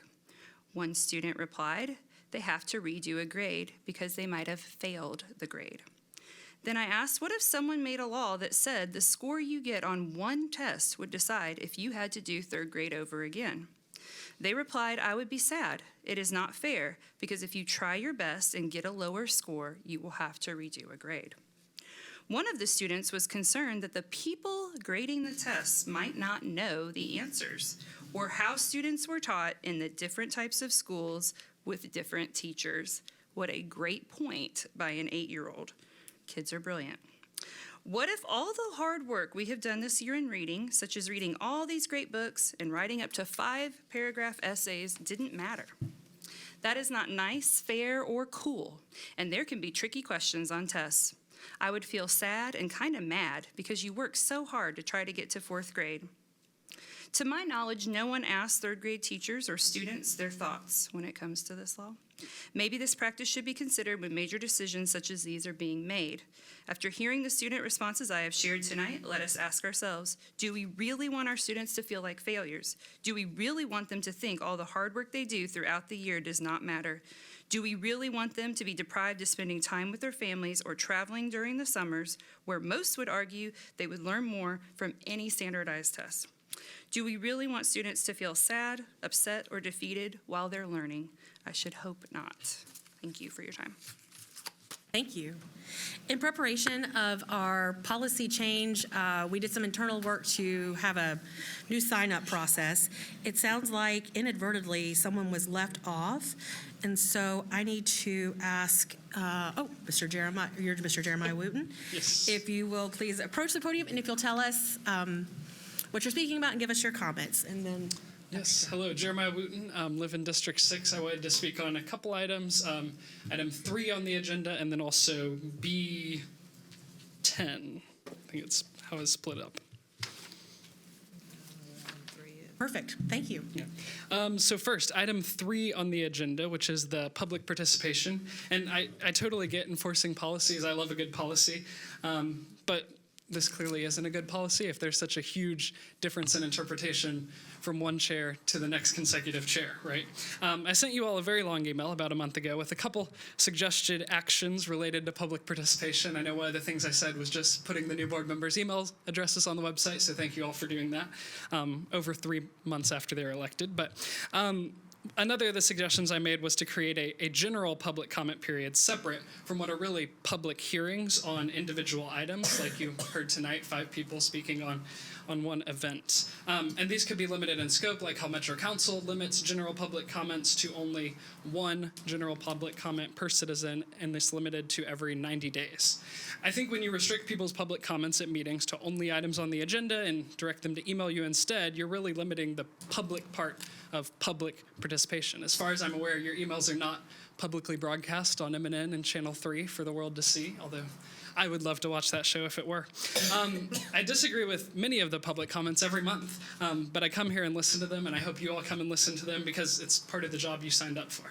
It feels like we're continuing the sentiment of former board member Jeannie Poopa Walker, who in a meeting just like this one complained about how she only gets paid, quote, fucking $500 for this, as if she has better things to do with her time. Well, she was wrong. You all actually get paid $600 per meeting. Which may not sound like a lot. I know you have other duties outside of these meetings, but $600 a meeting is quite a lot. It's twice our teachers' daily rate of pay, more than 3 times the daily rate of pay for paras, cafeteria workers, janitors, over 7 times the daily rate of pay for a substitute teacher. So I don't think you're above sitting here for an extra hour on a Tuesday night and listening to more than 5 people talk about something you're going to vote yes on anyway. Second thing, item B10 on the consent agenda. I'm sure you won't give me additional time for multiple items, so I'll try to squeeze it in. There's 2 contracts under B10, so I'm speaking really just on the second one. It's a contract to lease a portion of Nashville State Community College building at the Global Mall for the Academy at Hickory Hollow.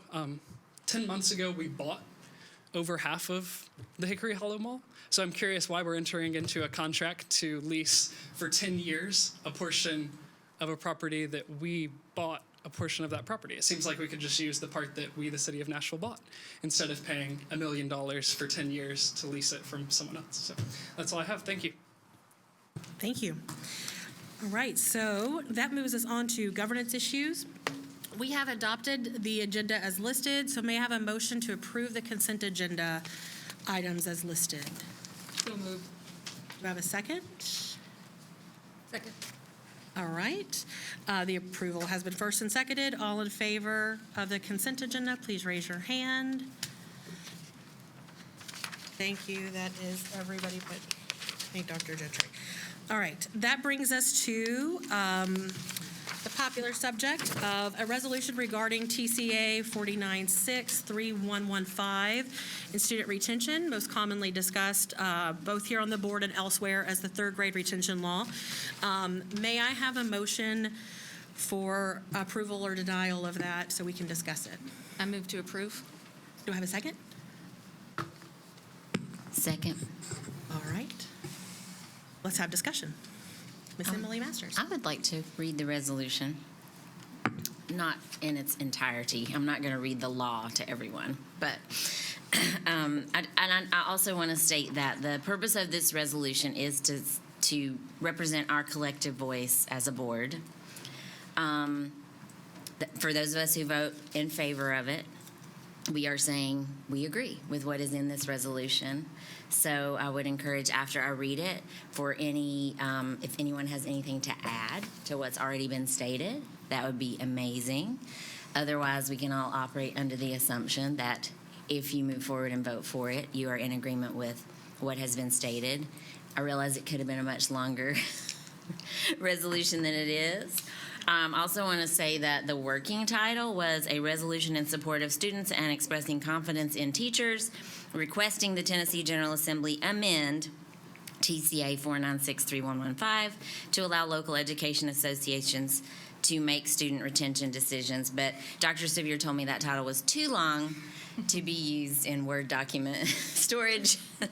So here we have it, a resolution regarding TCA 4963115 and student retention. Before you continue, we're going to try to pull it up so people can read along with super. it while you are speaking. Read along.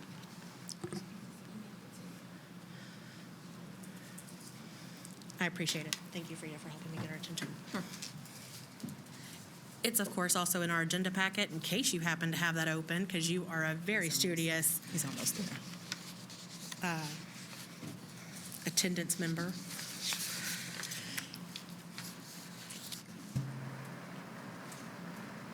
It's the next one. Thank you for digging through all these pages to get to it.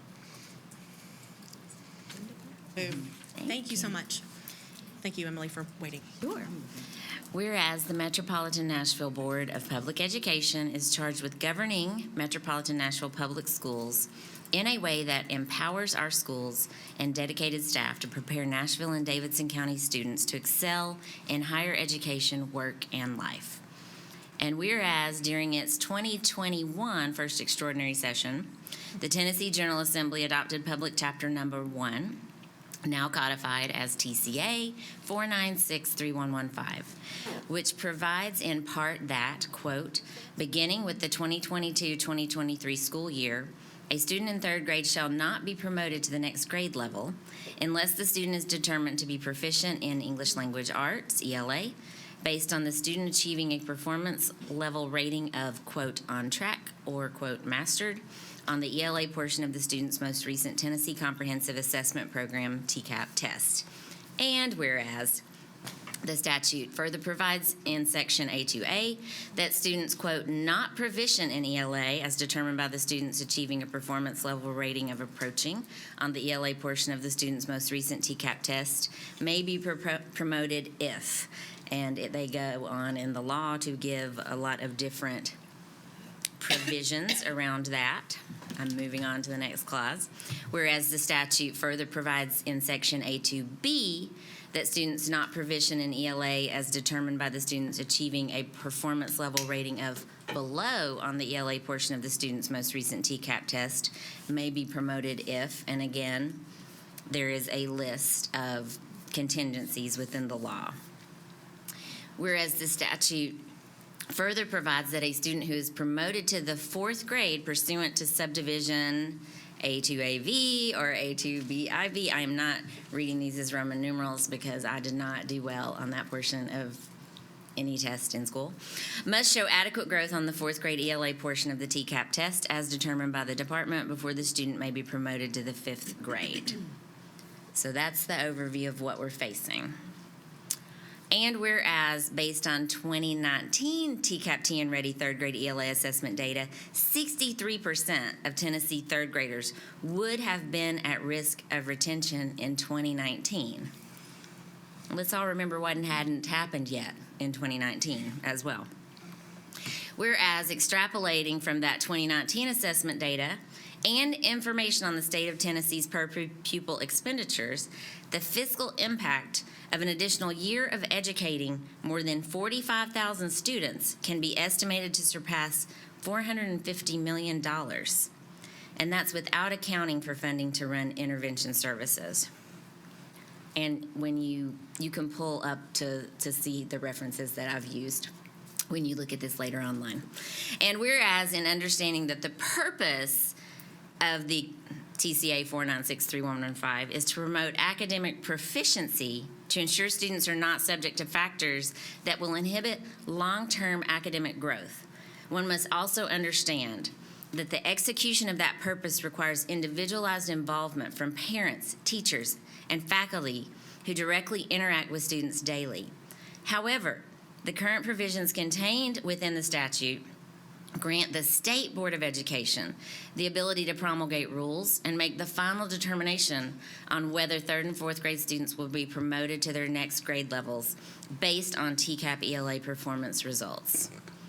And whereas delegating this authority over student retention to the State Board of Education undermines the authority of local education agencies, and whereas the decision to retain or promote any student to the next grade level may most appropriately and accurately be made by a local body with ready access to consultation with teachers and staff that regularly interact with the student and have complex and meaningful understanding of his, her, their unique abilities and needs.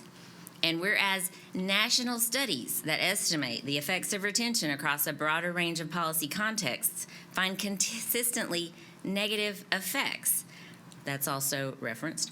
And whereas most other states that have adopted legislation regarding the retention of 3rd grade students have included in that legislation provisions allowing school districts to promote students who were not proficient in ELA as measured by standardized state tests, yet showed progress based on school district data. I have to point that one out because the emails I'm getting are students are more than a test. Amen. Whereas many students may not perform well on standardized tests while still demonstrating understanding of ELA via alternative knowledge assessments and measures. And whereas student performance may most effectively be measured by consideration of a variety of factors, allowing for holistic and individualized assessment of student needs. Now therefore be it resolved that the Metropolitan Nashville Board of Public Education urges the Tennessee General Assembly to amend TCA 4963115 to allow school districts to make retention decisions for 3rd and 4th grade students based upon all school district information for each student and without delegating the final authority for such decisions to the State Board of Education. Thank you so much, and thank you for helping us follow along. All right, Abigail, I have you as first to speak. Anybody else need to speak? Please raise your hand. I just wanted to make a few points that we could have also put in the resolution, but we're not in there. So first of all, I want to say I'm very much in support of this resolution, and I want to take a moment to thank the speakers and the community members who have been speaking out against this law. I also want to add a little bit of clarity. You can find a much expanded version of this on my social media pages, but here's the short version. To begin, this law only uses one method of measurement to decide whether or not a student is a proficient reader. The problem is that their choice of measurement is flawed and their intended outcomes are inflated.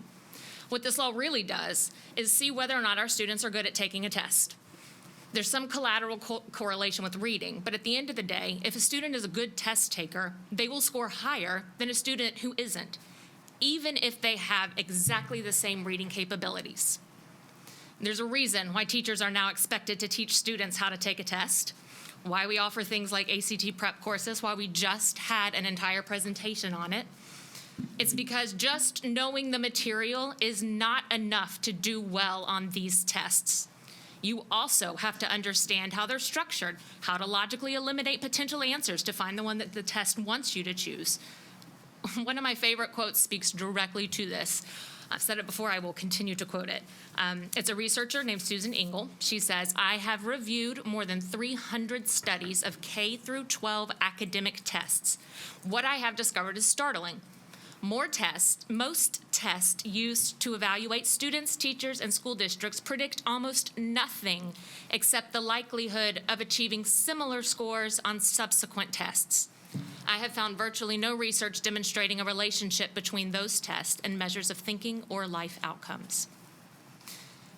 Now, despite that, the state wants us to use this one test to decide if a student should be allowed to move to the next grade without any consideration for other factors or data from their teachers and families who are with them every day. And that's extremely problematic. And once you realize how Tennessee defines proficient, it becomes an even larger problem. A student scoring proficient in Tennessee is actually reading above grade level. A developmentally on-track student who reads on grade level would only score as approaching. The argument that Tennessee has poor literacy is working from a skewed definition. And again, that's because the scale that Tennessee uses to evaluate literacy forces a student to be above grade level to be considered proficient. This law would make us retain typically developing third graders. And to retain a student because they're a typically developing third grader is fundamentally wrong and cruel. The difference between approaching or meeting proficiency can come down to one question. And like I said earlier, that one question can come down to knowing how to take a test. One test on one day should never decide a student's future. We're shooting ourselves in the foot here. Tennessee has put the bar so high, a child has to be above grade level to meet it, and then it's claiming that our students are failing if they can't. As far as avoiding retention, I wrote more deeply about it on my social media today, but since our standards are so high, even typically developing students will be forced to participate in tutoring or summer school or other methods to avoid retention. And with limited teachers or tutors available, that means we're straining the extra resources that were meant for the kids who really need that intervention. And that's just for the districts who can afford to implement the measures to begin with, because the state certainly isn't providing any funding. If a school district cannot afford to provide the required extra services that would keep a kid from being retained, and the state refuses to pay for it, then it's as if those ways to avoid retention don't exist. The fact of the matter is, this law will hurt families of third grade students across the state, and it will throw our school systems into unnecessary upheaval. It must be amended or repealed. Thank you.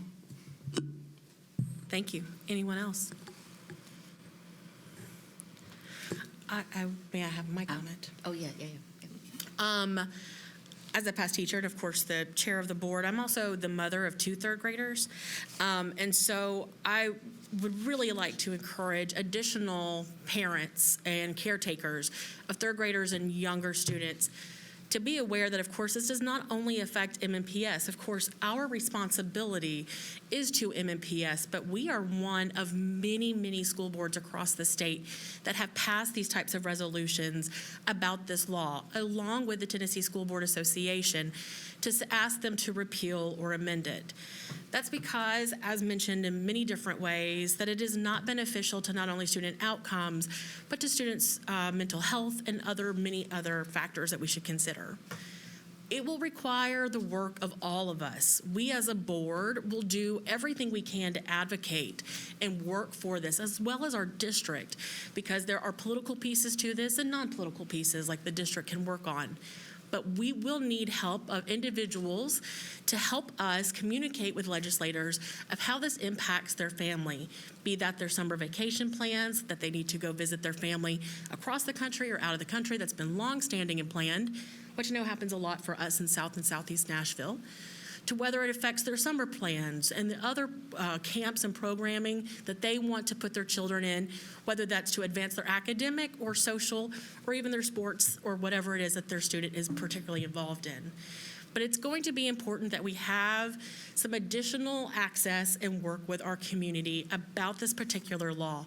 You may have seen that it's also being discussed, of course, inside the newspaper. Like today, there was an opinion piece about it from the state board, and we believe that those kind of conversations will continue. And so we're going to ask that you work with us as a board.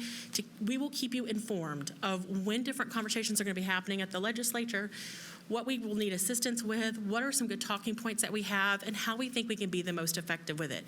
But I ask you, as not only the chair of this board and, of course, on behalf of MNPS, but truthfully also as a mother of 2 third graders, that we work on this together. Thank you.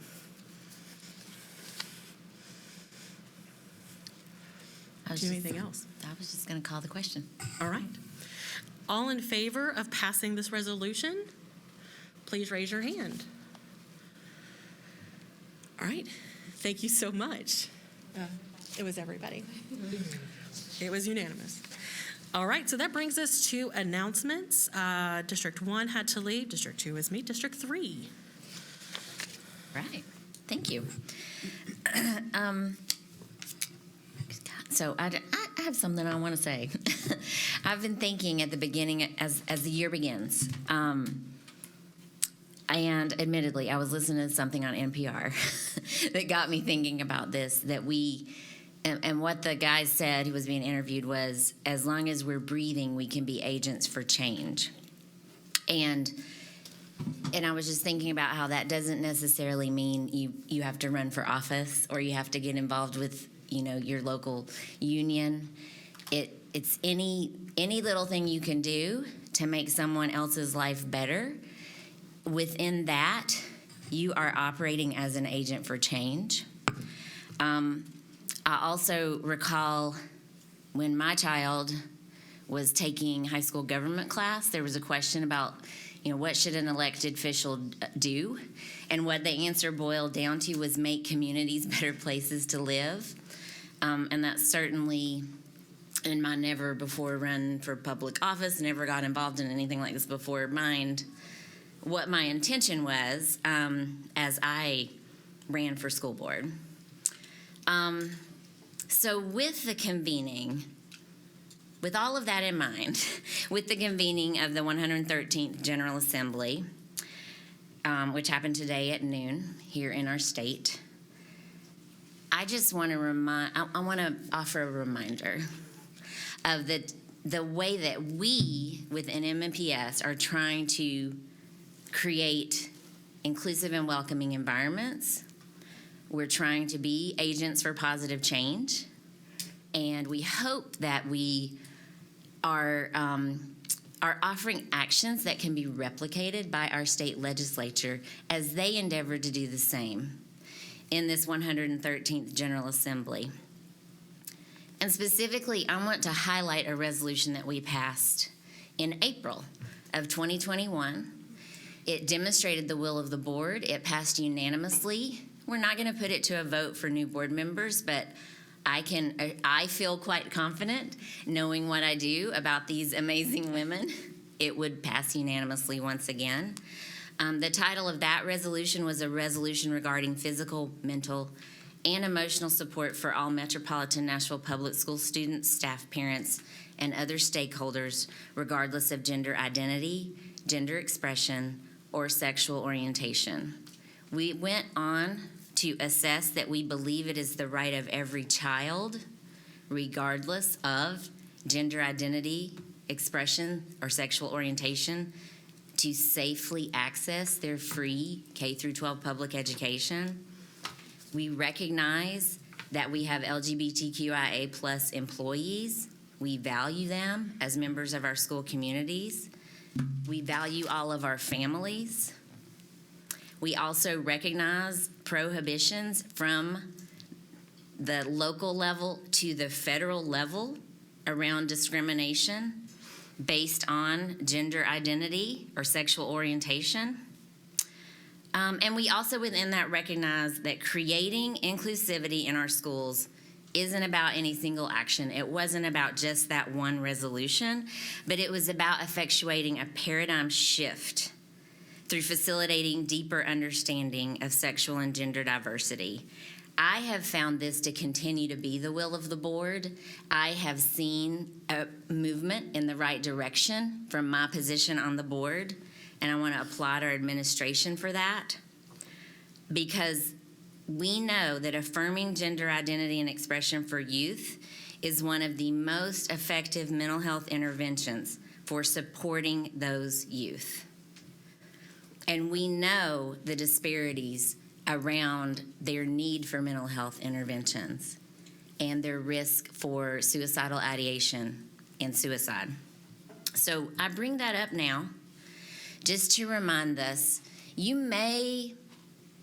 probably do, but you may not realize that you know queer people. I certainly do. I know many and I love many members of the queer community. And I use that term freely now, understanding that it has been reclaimed by that community with pride. So I say that to say, let's all be agents for positive change. Let's all remember the most vulnerable members of our communities as we move forward into 2023. That's all. Thank you.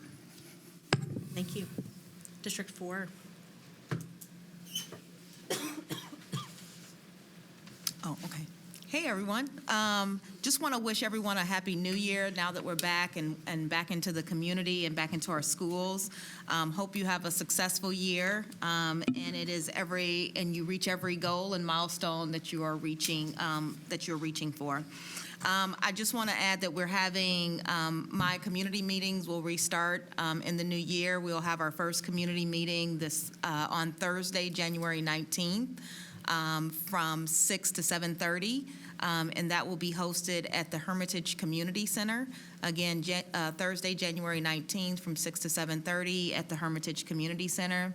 The Parent Advisory Council will be hosting a meeting with parents to discuss the third grade retention law and how you can support your child and any questions that you have around that.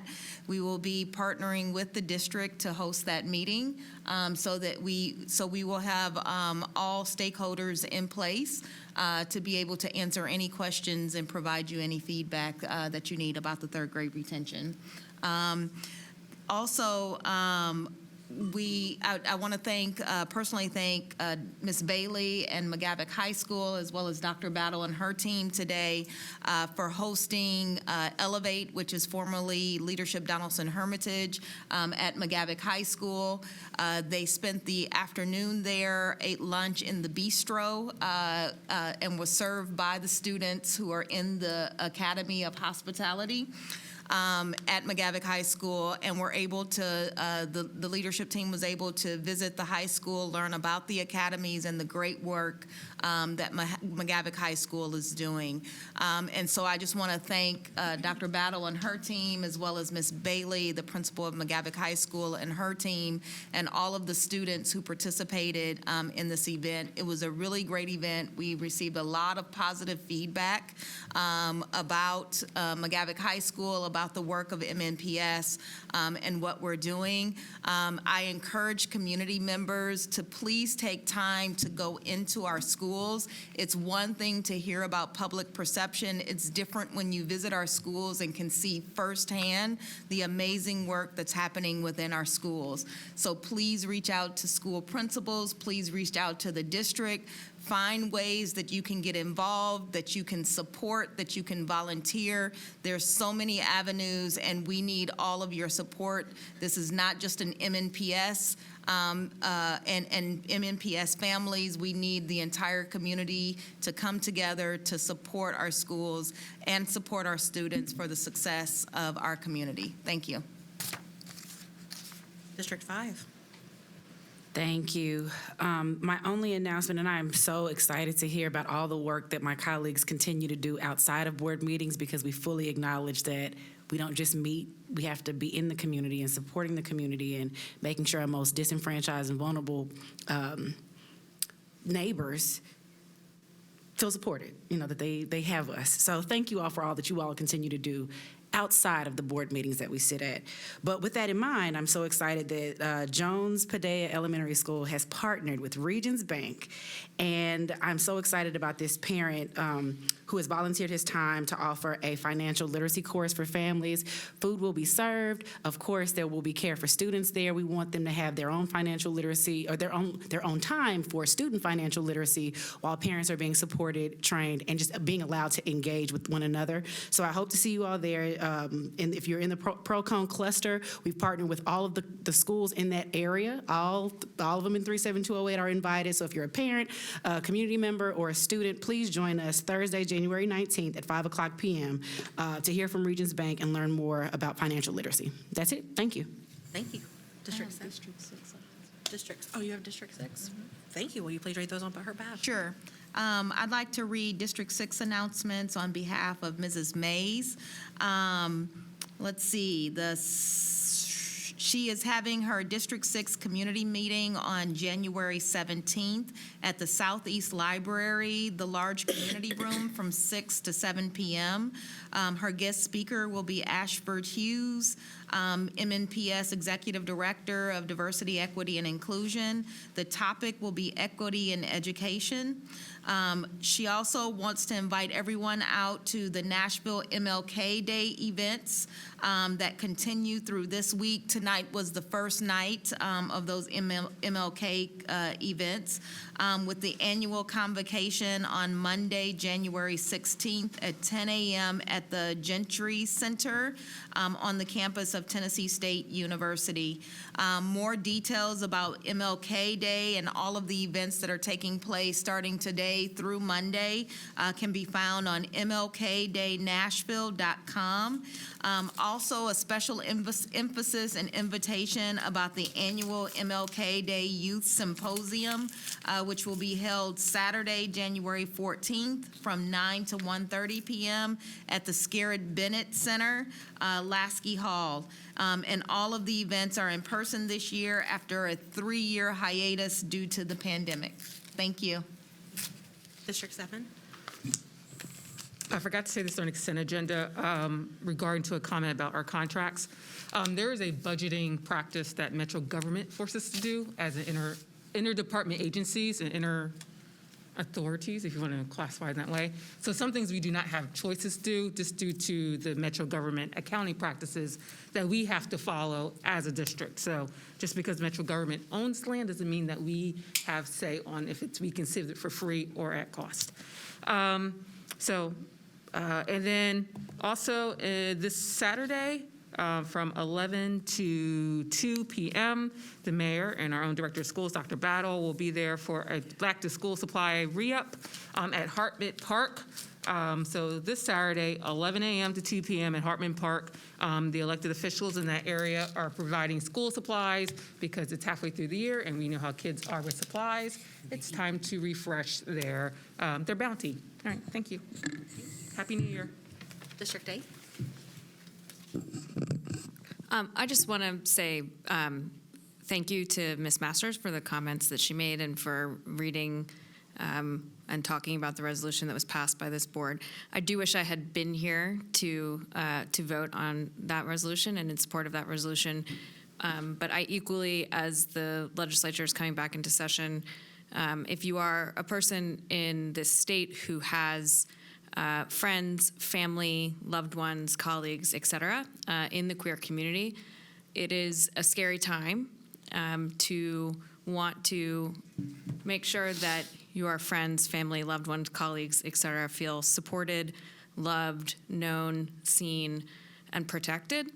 And I just want to reiterate that we will do everything we can as a board to continue to protect our students, staff, and those we love in this community. And so thank you for reiterating that, and I'm here for it. District 9.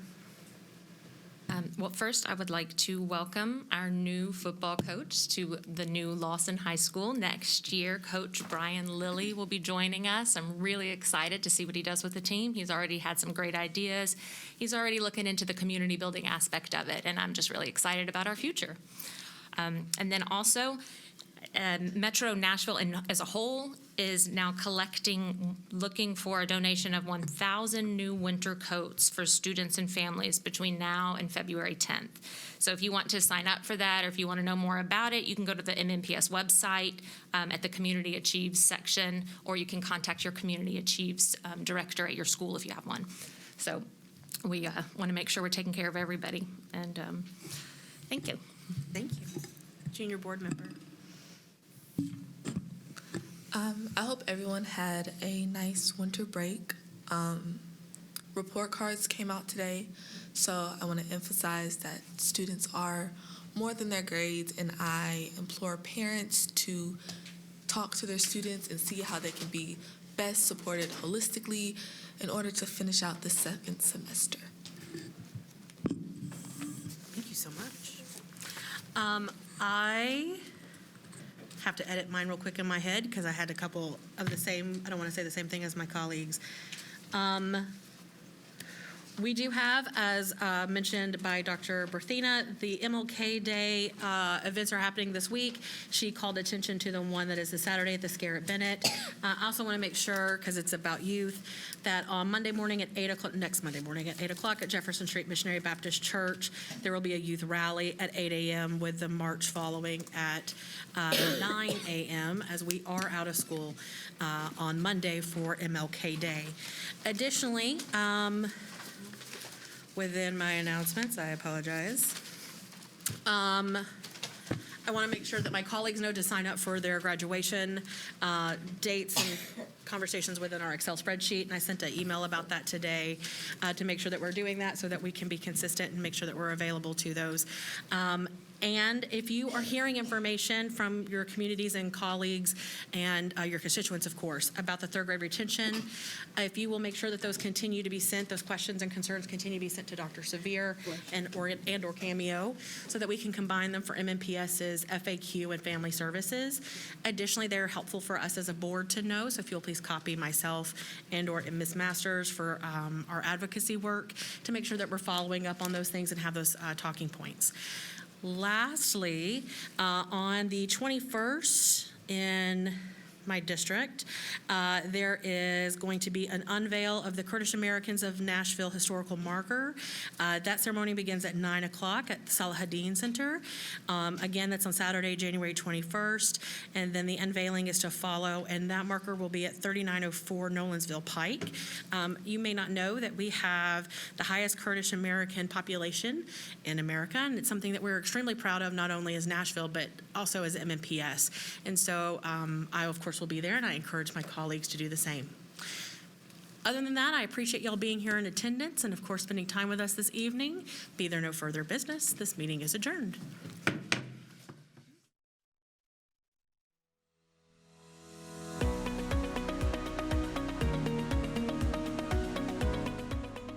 This has been a service of the Metro Nashville Network. If you would like to see this presentation again, or for more information on this and other programs, visit nashville.gov.